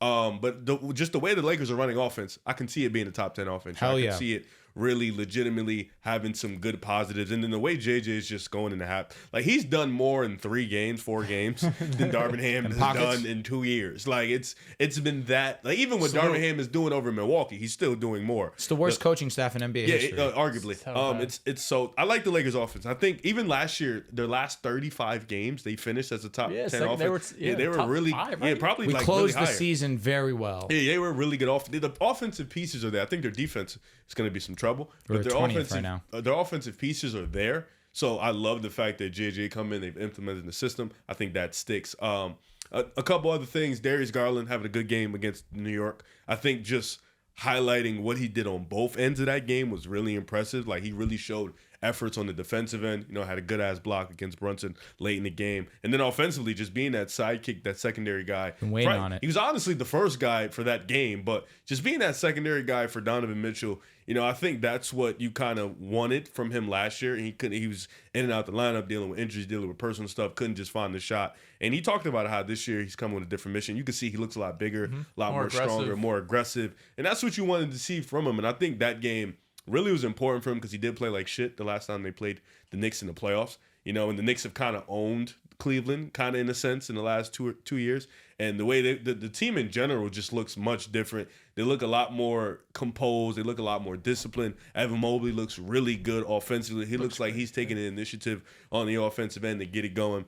And you see a trend with this team. You see a different outlook with this team. Of course, it's really early, but I doubt the mindset changes with this team. I think they come out with the same mindset, back-to-back games. We're going to be aggressive. Our 3 guys, if they're aggressive, everything else opens up for everybody else. And even though their role players weren't hitting a shit ton of shots versus New York, you had a reliable game from all 3 of your tough guys. So I think that was good. I would say my last observation that I've seen, honestly, is just from Jordan Poole. Like, I think watching him play, like, it's amazing. Cooking the Celtics. That first quarter, like 18 or some shit. Yeah, he just looks different. Like, he looks more confident. He looks like he's got his swagger back. He looks like he feels like he's the player he was 2 or 3 years ago. Did he have good March runs last year, right? I think he did. I think he finished the year with good March runs. And you saw last year, got punched in the face, got knocked out, got traded. 2 years ago. 2 years ago, went to Washington. Probably was one of the worst players in the league last year in Washington. This year, he looks a lot more better. He looks like he's filling in that leadership role for Washington.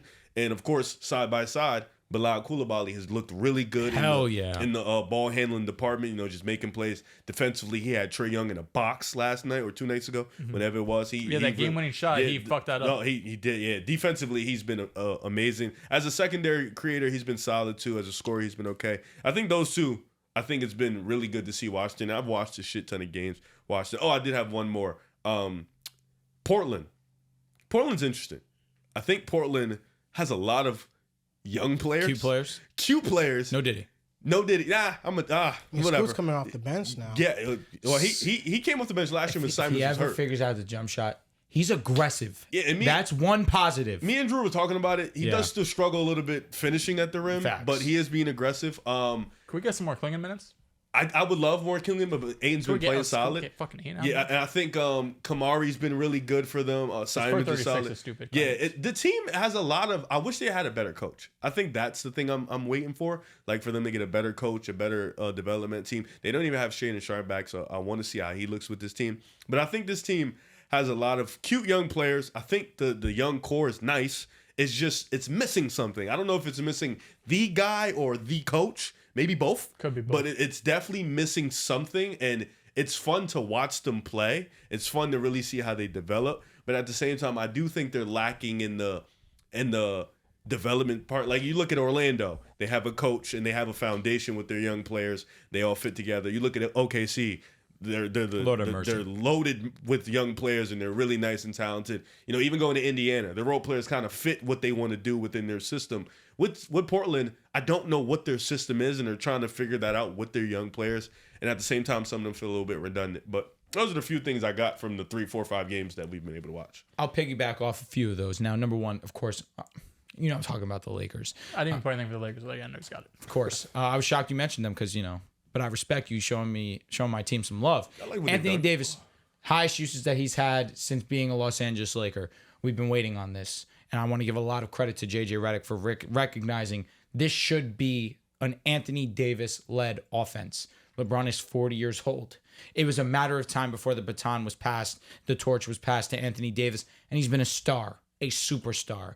Most points in the league, top 6 or 7 in rebounds. You know he's going to be a rebound machine. And on defensive side, second to none. Him and I honestly want to give this other guy some love. Chet Holmgren have been 2 best shot blockers this season. Chet Holmgren, unbelievable start to begin this season. 20 points in every single game so far. 25, 21, 25. Been really aggressive on the boards. That's really what stood out to me. And as a shot blocker, we've known that he has had that in his arsenal. But his IQ has been super high so far to start this season. Alex Caruso, he has 5 points scored this season. He's a plus 38. His defense is unbelievable. You saw his defensive reign with him on the court. It's like fucking 82 or something. No, bro, their guard defense is suffocating. Like even SGA, like all of them. Bro, there's certain times where people say that I may overrate role players. However, Alex Caruso is a different level role player. He is one of the best, if not the best, perimeter defenders in basketball, and his input is being felt. Or his impact is being felt immediately. Next, I want to highlight a couple of things. You mentioned the Cavaliers. I think they're locked in. Garland shooting the piss out of the basketball. Give a lot of love to Mobley. Jared Allen. The 2 guys in the front court really have shined. They're the only. Well, them and the Celtics are the 2 only undefeated teams right now in the Eastern Conference. But the Cavs. Sorry to cut you off real quick. Just want to say Anthony Edwards had 24 in the first quarter. He has 29. It's the 4th with 6 minutes left. Okay, that's fine. Now, I want to give you guys. 29 is still good. I want to give you guys. Are they doubling Somebody's him? putting. I don't know. I want to give you guys a player A, a player B. Give you guys some 3 raw games stats. in. Here we go. I want you guys to tell me who this player is. Here we go. All right, player A. In 3 games, averaging 27, basically 28 points per game, 6 rebounds, 4 assists, 41% from the field, 38% from 3, EFG of 52. Seems like Jalen Green. Okay. Now, this one player, 4 games, 29 points per game, 4 rebounds, 3 assists, This is Jalen Green. 43% from the field, 41% from 3, 54% EFG, 83% free throw to this person's 77 on player I knew A. Jalen Green was more efficient. I knew he was one to be stupid efficient. Jalen Green is one of these guys. Okay. And who's the other? Desmond Bain. Cam Thomas. No, Cam is shooting 46. Cam is averaging 30. So Let's go. So you feel confident one of these is Jalen Green? I don't think neither of them are Jalen Green. I think Jalen Green's been more efficient in this, honestly. I mean, shit. The second one sounded efficient. Is one of them LaMelo? No. Tyrese Maxey? Let me just stop the guessing right now. Maxey's You nailed it. inefficient right One of them is definitely Jalen Yeah, I knew Green. it was Jalen Green. The other is. Tyrese Give you guys Maxey? 3 guesses. No. I figured it was. Trae Young. It's a shooting guard. I'll give you that. It is a shooting guard. It's not Zach. Zach Jaylen averaging Brown? 26. No. Anthony Edwards? It is Anthony Edwards. Which one is he? The second one? He's the first player, player 1. 28. He's shooting. Lucas sucks, by the way. He's shooting 41% Kyrie's from the field, but 38% from 3. He's That's moved good. me as a 3-point shooter. 38% is fine. But Jalen Green, his EFG is 54, and I wanted to mention that because a lot of his shots have been 3-pointers, and he's been very efficient from 3 points, shooting 41%. Now, Jalen Green has been on pretty great start to begin this season. Now, it hasn't been the most efficient in the first 2 games, but these last 2 games versus the Spurs, he's really lit it up. And what stands out to me is down the stretch, he's the guy that's getting the basketball. And in game 1, Sengun was a star to begin. The second half, he really didn't show up. Jalen Green was the one to go ahead and tie that game. Sengun leads to the turnover. Same thing in his first Spurs game. And then that first Spurs game, Jalen Green is going berserk in that fourth. Dylan Brooks definitely deserves some flowers too. He was hitting some big time shots and playing some pretty high level defense, but we know that he can do that. But Jalen Green has been ultra aggressive, shooting the basketball. His shot diet still needs a bit refinement, but his finishing at the rim too is what impresses me a lot. I just think that we need to clean up his shot, his decision-making shooting the basketball on the perimeter, but he's really been an efficient 3-point shooter and a clutch one as well. That's really what's impressed me. He screams, like, I don't think his shot diet had changed because he just screams Zach LaVine to me. Like, that's his player comp. Like, they practice tough shots. They take tough shots. Yeah, it's true. You know, it's just the type of player they is, and you just live or take. Like, you live or die with their Mm-hmm. game. Like, that's the way that, like, he just reminds me so much of Zach LaVine, which is a little bit more handle, I think. Less bounce, if that's even possible. I don't know. Jalen Green's bounce is awesome. Right Zach, now, I we're think, just like, seeing his ceiling. Like, his ceiling is he can lead the NBA in scoring. Like, that's his ceiling. He's that type of scorer. So, I mean, right now, it's looking like Jalen Green is taking the mantle. Şengün has to catch up because the last 2 games, he hasn't played more than 30 minutes, I believe, because the pace the Rockets play with, he just doesn't match that. So, Seriously, Steven it's Adams on him to get back adjust out there now. too. First time Steven playing in a Adams minute. was solid from last Yeah, I think as like second unit big, it'd be really solid. I could give a few. I'll just add on to the Cavs real quick. Ty Jerome's also been fantastic for I them. hate the way he plays. Yeah, he's been fucking slow, amazing. fast. It's so aggravating. What In college terms did he go of- to? I fucking know. Virginia. Shut up. I knew that. I think he might have played with D. Wait, Hunter. him and Dunn went to the same school? Who's done? Ryan? Yeah, well, he went way before I think he that. played with DeAndre Hunter, right? Hunter, Kyle Guy, and Ty, I think they were on the same team. I think. Where's that smart college go to? Just trying to disrespect me. The first, or number one for me, who's been one of the most impressive teams, the Orlando Magic. But more specifically, their offense has been unreal. I thought we all knew this defense was going to be amazing, but I wasn't expecting, even though I thought the Magic could be a top 4 seed this year, I wasn't expecting their offense to be this great. 7th in offensive rating. 49% of their shots are 3-pointers, which is top 5 in the league. They're making a shit ton of them, 16 a game. Jalen Suggs also seems to be taking another step as a shooter. He's shooting 45% from 3. 8 threes a game. Fucking insane what he's been doing. Franz, 44%. He's gotten off to a hot start. Paulo, 39%. Of course, Paulo had that 50-point game last night. Paulo looks like a boy amongst men sometimes, right? Especially amongst boys. Man amongst boys. Apologies. Boy amongst men. That would be great. He looks like a man against boys a lot of these times, right? Like, he's gotten sometimes where, unless there's a dude who's like obviously bigger and stronger than him, he's just going to go to the rim and he's going to baby you and he's going to be able to get a good shot. And of course, shooting 40% from 3 is going to help. 2 teams I'll lump it together here. The Bucks and the Nuggets. Don't know what's going on. I'm concerned about both teams. I think they both have their own individual issues. The Bucks defense is fucking concerning, right? You've had a couple really bad losses. Lost to the Bulls. Kobe White puts up 35, 6, and 5. Zach LaVine goes off for 25 points. Vucevic has himself a good game.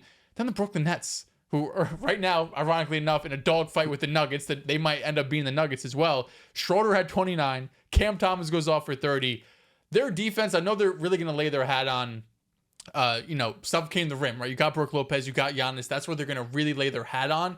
But goddamn, they have nobody to guard the perimeter. And if you want to go and guard the Jays, good fucking luck. I mean, they lost by 20. They ended up losing by like 10 last night, but they were down 20 when they took their starters out. It's going to be really tough for the Bucks to figure this out because they still just look old and not athletic and kind of slow. And I don't trust Doc Rivers to be able to figure this out. Denver, on the other hand, somehow with Jokic, second worst offense in basketball, this bench unit has been nothing short of abysmal. We talked about how Christian Brown can replace KCP, and I think he's done a really good job for the most part, right? The shooting still has to come back into form, but for the most part, he's been a really good player. But who is replacing Christian Brown on the bench? It's been tough. This bench unit has been one of the worst in basketball right now, second fewest points per game. With New York, Nets, right and then we mentioned Chet a little bit. He's been great. Last one I'll mention, the Memphis Grizzlies continue to produce these like bench role players type of dudes. Santi? Of course, Gigi and Vince. No, Santi been Jay there. Huff, Sandy's baby. been there for a few years, but he's still only like 23, 24 years it's- old. No, but Jay he's Huff just got a elevating this 4-year year. contract. Scottie Pippen, Jay Scottie Hawks, Pippen Jr. Jalen Wells, You had they just fucking drafted John him. Morant miss the game yesterday. Scottie Pippen 14-10, 1 turnover. No, he's their Tyus Jones. They've been, Good comp. 100%. So the fact that they're able just to constantly produce talent, no matter if it's second round picks, undrafted, they're always scary able as to get fuck guys. because when I was talking about this, I forgot where I was. I was on Twitter talking about it. Where are you gonna place all the minutes when GG comes back and Vince I don't comes know. back? Like I don't you know. have legitimate. I'll be honest, Marcus Smart, he's been ass. Might have to get him out. He offensively he hasn't been the best, but he set the tone. He brings a tone. He's a veteran leader and type defensively dude. he's been really good for them. You know, and He's just been, offensively he's been yeah, unplayable. He has been low key, but like it's like you got Ja, you got Bane, you got Smart, you got Jaren, Edie, and then you got Jay Huff, Aldama, Vince, GG, Scotty, like, and then even Jake Laravia. Yeah, he's been giving them quality minutes, you know. So it's like, and then Brandon Clark's solid too. Like this team is, I don't know how they do it. I feel like they're cheating at some points, but like they just run dudes off. Like Jay Huff he won the defensive player of the year at the G League, I believe. Like he was a G League guy. Picked him up, boom. Now he's like one of the best 3-point like stretch bigs in the league. It's actually backup bigs. It's insane. The NBA season just started. I have 2 hot takes. Here we go. Are you still in the Bucks? It's an overarching thing for the season. It's an excellent question. these are my 2 hot takes. And I know it's early. I really don't care. I have a lot of confidence in what I'm about to say. The Denver Nuggets and the Milwaukee Bucks are done. I'm crying. The Denver Nuggets, they're not winning the championship this year. They're not a serious contender. They have Nikola Jokic, yes, but you have 2 starters in the lineup that can't shoot. Now it is easier to double Jokic, and their bench is abysmal. Russell Westbrook has been awful. And the Nuggets making him their marquee free agent addition after we seen what he did to the Lakers, and then wasn't that good with the Clippers in the playoffs, this past playoffs that we saw, for them to think that he was the missing piece was ridiculous. And Jamal Murray, his regression, we have to keep an eye on that because right now he's not looking good. And the Milwaukee Bucks, the coaching is an issue for them, but I don't think Giannis and Dame get along. I don't think they like playing with each other. This on paper was supposed to be one of the best duos in basketball, and I don't feel like they play together enough. I think Giannis is disengaged. Giannis, before the season started, soft launched a trade request for himself. This team doesn't play defense. Laker. The Bucks are in more of a dire situation than the Nuggets. I think the Nuggets, after this year, will try to reevaluate and make their team better, and they will still build around Jokic. I think the Bucks are done. I think after this season, Giannis is getting traded, Dame is getting traded. They're cleaning house. I think that's over with, and it's going to end this year. Yeah, I mean, they don't even really play 2-man that often. Like, we thought this was going to be the best pick and roll duo in the NBA. They haven't been. They both dropped 30 last night against Boston. Both objectively had pretty damn good games. Bro, it was 118 to fucking 100, and they subbed out. Like, if you're not gonna be able to compete when both of your guys are dropping 30 and offensively they've been great, because Dame's had a couple stinkers this year already, like where he just cannot find his shot. They said on the broadcast yesterday he was like 4 for his last 21 from 3 or something crazy, where he's just been not Dame. So I agree with you. And the players they picked up over the offseason, like Torian Prince and shit, it's just they're not needle movers. They're not gonna make a difference. The team in minutes. Torian Prince. Of course, that's Darvin Ham's over there. He fucking loves that guy. I don't know what right now Dame hasn't been able to shoot well. Brook Lopez hasn't been able to shoot well. I just don't think like Dame and Giannis really like each other that much. Like I just don't. It's just a weird vibe there going on. I think Giannis is disengaged. Well, they had the astrology dude say it was like a fucking C+. Listen, that was my I guess you could call it my hot take coming to the season. I just didn't see the hype of the Milwaukee Bucks coming in. I respect Giannis, and of course Damian Lillard has to get respect, but there's just too much going on with that team that I dislike for me to see the big picture with them.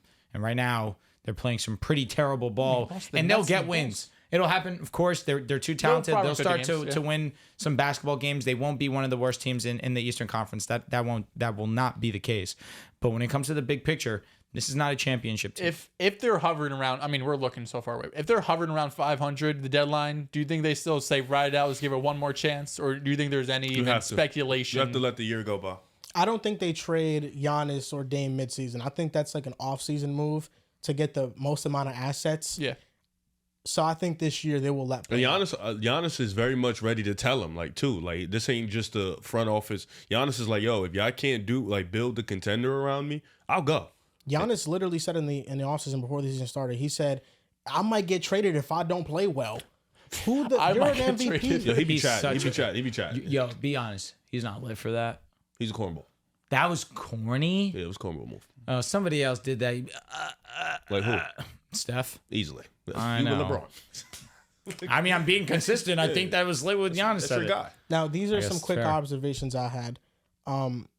You mentioned the Cavs ad nauseum. I think they probably are taking a step this year.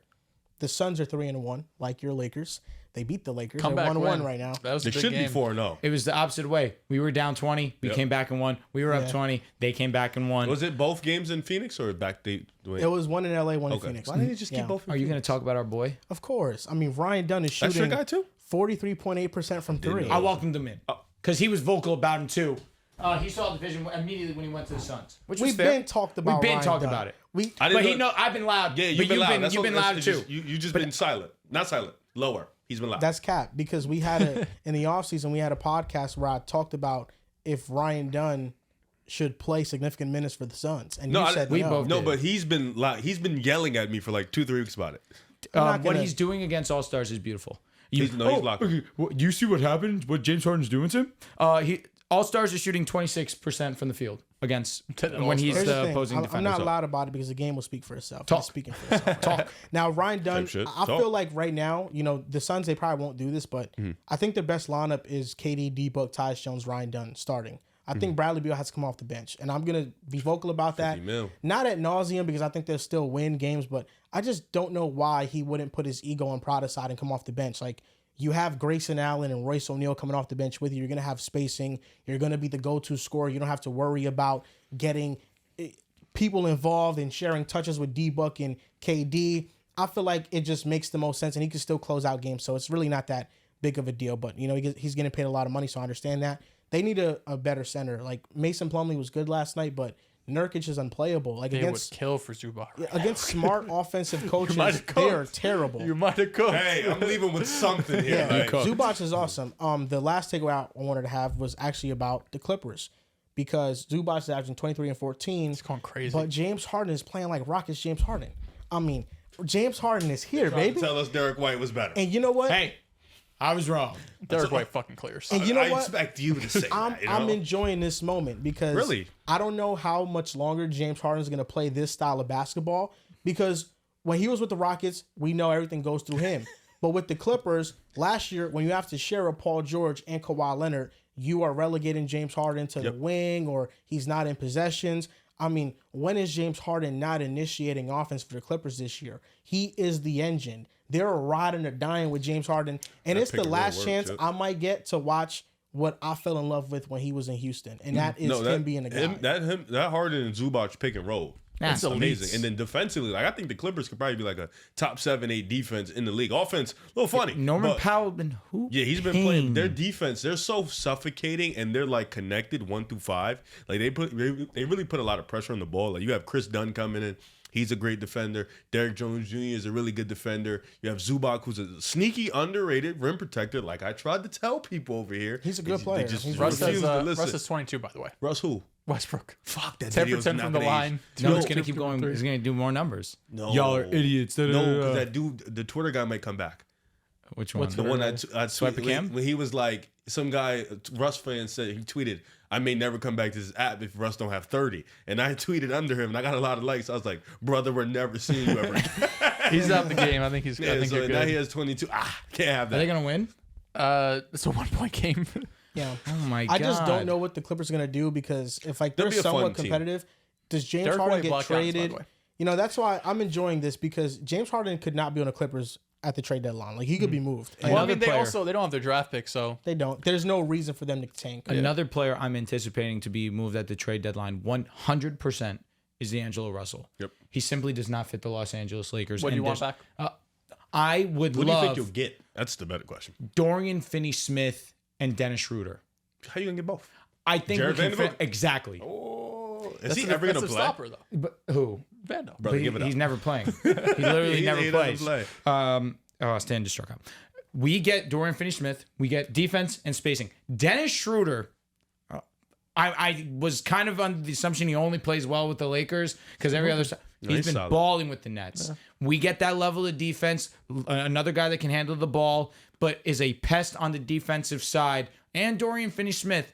That is a move that obviously, where I look at it, is less is more. We don't have that obvious 3-point shooting that D'Lo gives us, but when he's cold, he's cold.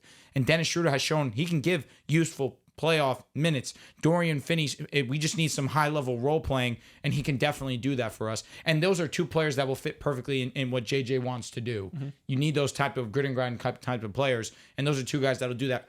D'Angelo Russell's simply not that. And I'd rather have Reeves initiate the action easily. He did it, bro. I've seen it multiple games so far. We're down the stretch. D'Lo isn't on the court. I think Zach could be moved by the deadline too. But I don't think that. Oh well, sorry. I'm in a Lakers mindset. I agree with you. Yeah, I think Zach. I don't think like Zach's been great as a scorer. His playmaking, oh my god awful. He is a number 2, number 3 type of guy. Like he's in terms of just who's the pass trained he's for trying him to though, because I agree. He's a number realistically number 3, and he's getting paid so much fucking money. Like it is a lot of money, but I think what you used to think before this, like if he can, obviously hypothetically speaking, if we get to the deadline, he's playing like this. you'll get a lot more than what you used to think. Because a lot of people wouldn't give up anything for him because they thought he's injury prone, which is fair. He also wasn't playing well. But if you get we're looking at Zach, he's kind of back, like playing the way you want to play. Kinda back. And it's like, maybe we should throw it first. Maybe depending on what team. I don't know what team would do it because, a lot of teams are strapped up money-wise. But maybe somebody would throw him in first. And question, what's up with Hallie? Oof. Just not shooting well. That's he it? played good against the Magic. Oh. Seems like he hasn't improved. He can't dribble still. The Pacers aren't running as much pick and roll this year right now. Oh, so he can't beat his man? Siakam's the best player on the team. Well, he played like shit last night. So. Well, he got cooked. So yeah. Yeah. Wait, Hallie needs a pick and roll. He can't beat his man one-on-one? Wait, I just think Siakam that's played their like shit offense. on defense.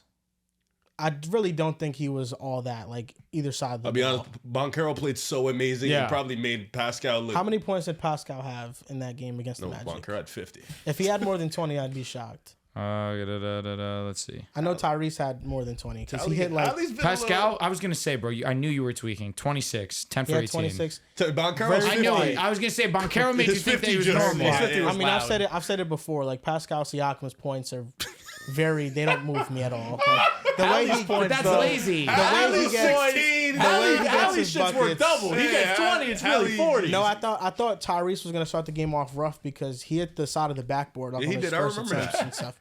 No, but no, Way I off mean, Hallie. he's gonna be fine. Oh, my God. Yo, Trae Young clears. He's gonna be Tyrese fine. Maxey clears. Tyrese Maxey also clears. Tyrese Maxey. I mean, how many wins did the Sixers have? One. They beat How many Hallie. wins do the Sixers have? Indiana only has one.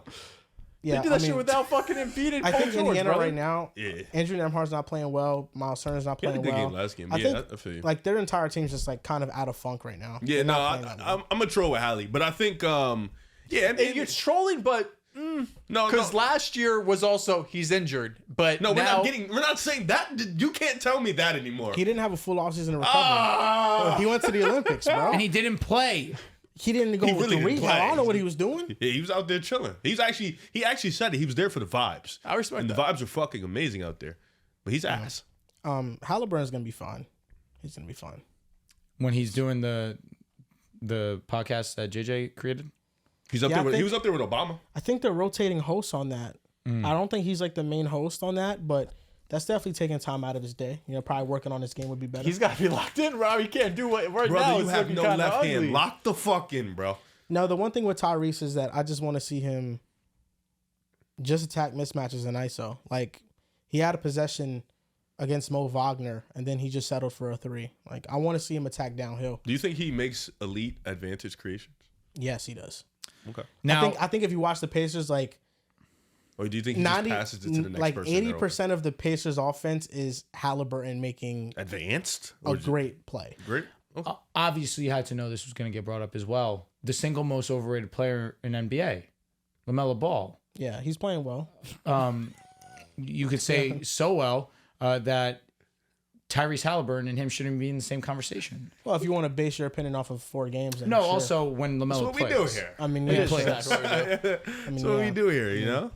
Listen, LaMelo Ball Not really a great playmaker, right? Against- Just flashy. against the Hawks, he had 30 points and 34. He went 9 for 14 from 3, 10 He's a shooter. turnovers. He's a shooter. 10 turnovers And and, 6 fouls. how many field goals did he have in general? He had like 11 and then 9 of them were He went 10 for 20. Yeah, so he one was not a 3-point attempt. But Yeah, when you're hot, you're hot. What's he wron will with shoot that? that shit. I mean, 9 that's- for he was 14. 9 for 14, brother. Take Gang. 23. He was What taking do 1-footers. Like, That he was my bad. man. he was. What I yeah, love yeah. about his form, bro, he barely jumps. Yeah, it's Yeah, he's effortless. 6'8". Yeah. Bro, he That just shit straight up just. Yeah, he shoots all fun. Like it's like he's literally playing at the park. Like Yeah, it's yeah. literally So like fire. Oh, yeah, his shooting is amazing, He's but my so critique fire. was that he just doesn't get downhill. And I mean that right there is very So, reliant on his 3-point interview shots. was it after the first game? They're asking about Kemba Walker. Did you guys like, see "That's that my nigga." interview? Nah, I fuck with him. That's fam.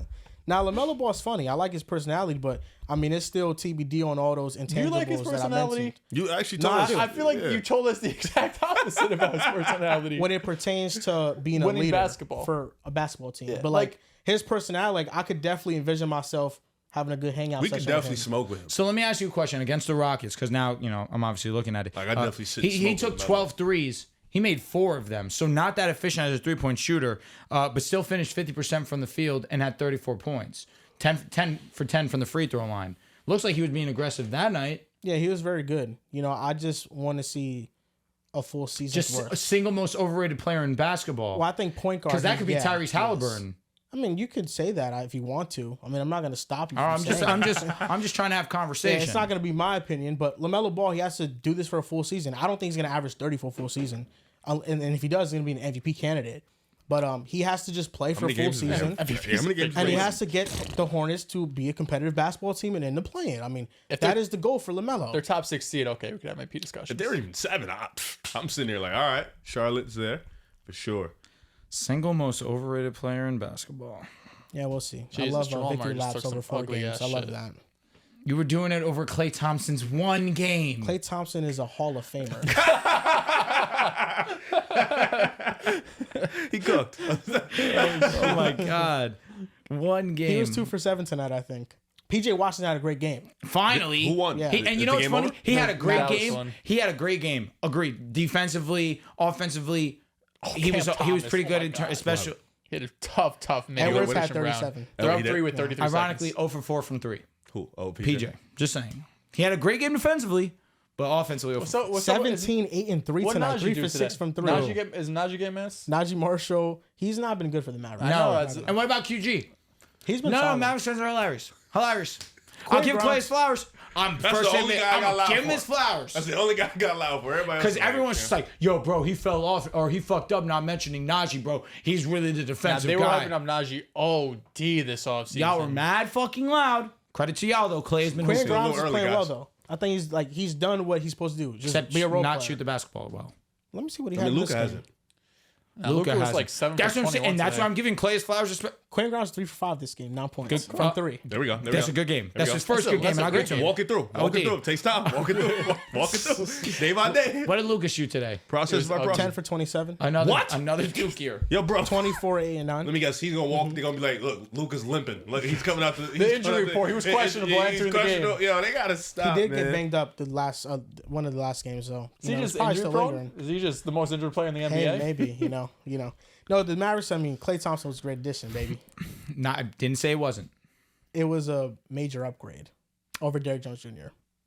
We'll see if that continues to be the truth. I don't think that the move should be evaluated whether or not the Mavericks make the finals again, though. Why? Because Their whole thing is OKC getting got back. better. Their whole thing is getting back. Okay, thank you. That's it. I won't take it any WCF. further. Yeah. No, The whole because- thing is to go back. Get back to the WCF. You have for sure. a top 3 Yeah, player no, in the for sure. world. minimum. You have one of the best Robins. You just added a Hall of Famer. You added a Hall of If you Famer. lose to the Thunder, I won't be mad. I just I think also that. won't be bad. well, Like, we if you should- lose in we should Minnesota in the WCF, I'm fucking. Oh no, they irate. can't lose to that team. Yeah. No. But no, I just feel like you watch the team and it's a major upgrade. Like offensively, it's just night and day. Did you speak about? We only spoke about Anthony Edwards tonight. I must say, I know it was against the Raptors. They ran a fun offense.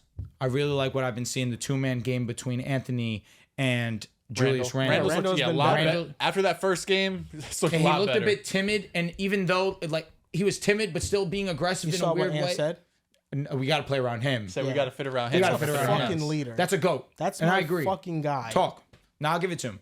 That's lit. We gotta play Especially- around Julius he Randle. is- He said, No, but we he not, instilled he confidence said, in don't fit Julius. around us. We're going to fit around you. He said, and he literally went to the Olympics with grown Hall of Famers and said they got to fit around me. I'm not taking him serious. Like, He I don't cooked. fucking know he did it. That's a good Because statement, who though. cooked? Steph, KD, and D-Book. fucking LeBron. And D-Book. Well, yeah, like, I'm not taking what he says serious. Not He's- Tatum. Yeah, come on. Yeah. You can't name me 5 leaders better than Anthony Edwards in the sport. We're basketball right now. LeBron James, Steph Curry, Chris Paul. Chris Paul, good shit. I could argue Giannis. You want me to name like Giannis relatively? is not a wants better to get leader than traded. Anthony Edwards. 5 leaders. That's a weird question. I have to actually think. 5 leaders. Chris Paul gets it because it's a lifetime achievement. That's what I was about to award say. for him Like, at this do point. you want me to count the guys who don't play much? Or like, No, we got to talk about the stars. Okay, stars. Okay, so yes, you got Steph, you got the LeBrons. Because then PJ Tucker will be in this discussion. He got released, and he is complaining that he doesn't get minutes. You cooked. I did. Yeah. No, he cooked. he didn't cook. He might be a top 5 leader. PJ Tucker. No, Anthony Jaylen Brown. Edwards. He might have got it. Damn, might have got it. He might be 5. Ant-Man might be 5. Yeah, he might be. You see Jaylen Brown, 82% from the line. He's back. I'm trying to think. I can't think of teams. 3-point shot though. That's the It's problem. Ant. Hasn't looked great. Yeah, start Ant's season. probably 5. And that's going to do it Oh, for... wait. Gotta shout my mom out. Mother. At the end of the Nice. episode. It's fine. You should have done it right at the beginning, bro. I like to get like acclimated to what I'm gonna say. You should do it at the beginning next episode. Well, I'm gonna get this off the recording and post it on Instagram anyways. good But shout out to my mommy. Love you, mommy. She's making these edited hats, you know, that have all the stuff that resonates with you. Obviously, the boat resonates with water. My name is River, I'm assuming. These are all, I think these are my symbols. I don't know what these Your are. gemstones? Gemstones. These look really nice. But Vin1 Styles, follow her. If you need her Instagram, DM me. Her name is Letitia Everett. Listen, guys, don't be mean in the comments if you don't like the hat. You could just tell me personally. Don't be mean to my mommy. But yes, I will be keeping this until the Eagles win the Super Bowl. This will stand on the table until the Philadelphia Eagles win the Super Bowl, which will be this year. So I'm excited. Shout out to my mother for doing something big. She has her own little business. Go sell. Make some noise. We should put her IG on her somewhere piece of paper. We should. I should put her IG in the piece of paper. I'll probably post this. Hopefully. Yeah, We can Yeah, put the IG and the tag link it. in the bio Yeah, too. It's you know. enough. Mom, we do have 99.9% men. So I don't know how that's going to work for you, but shout out to you. Hey, there's a Jordan hat, a Jordan logo on it. This is special. You can for go me. and have it designed catered for you. Go ahead and tune in. Lock in. Letitia Everett. Don't ask me why we don't have the same last name. Because she's your mother. You get your last name from your father. You fucking cheat. This is why you're the smart guy here, bro. Dennis Schroeder, he about to hit this game-winning shot. Dribble, Oh dribble, my driving. goodness. Oh, kicked out. Damn.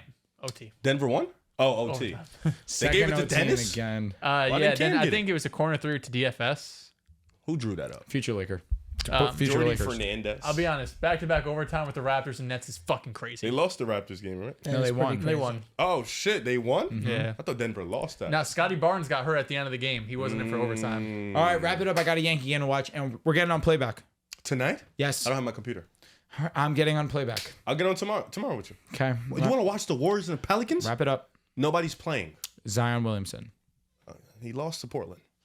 That's gonna do it for episode You lost to 422 Portland. of the Pick a Side The podcast. Warriors. You are stupid. You should go check Who won that. the last check. game you played? Go check. They played the Clippers. Oh, yeah, that's what I meant to say. And you lost. Yes, because Steph They Curry didn't got lose to hurt. the Portland. I apologize. You're 100% right. Smoked them.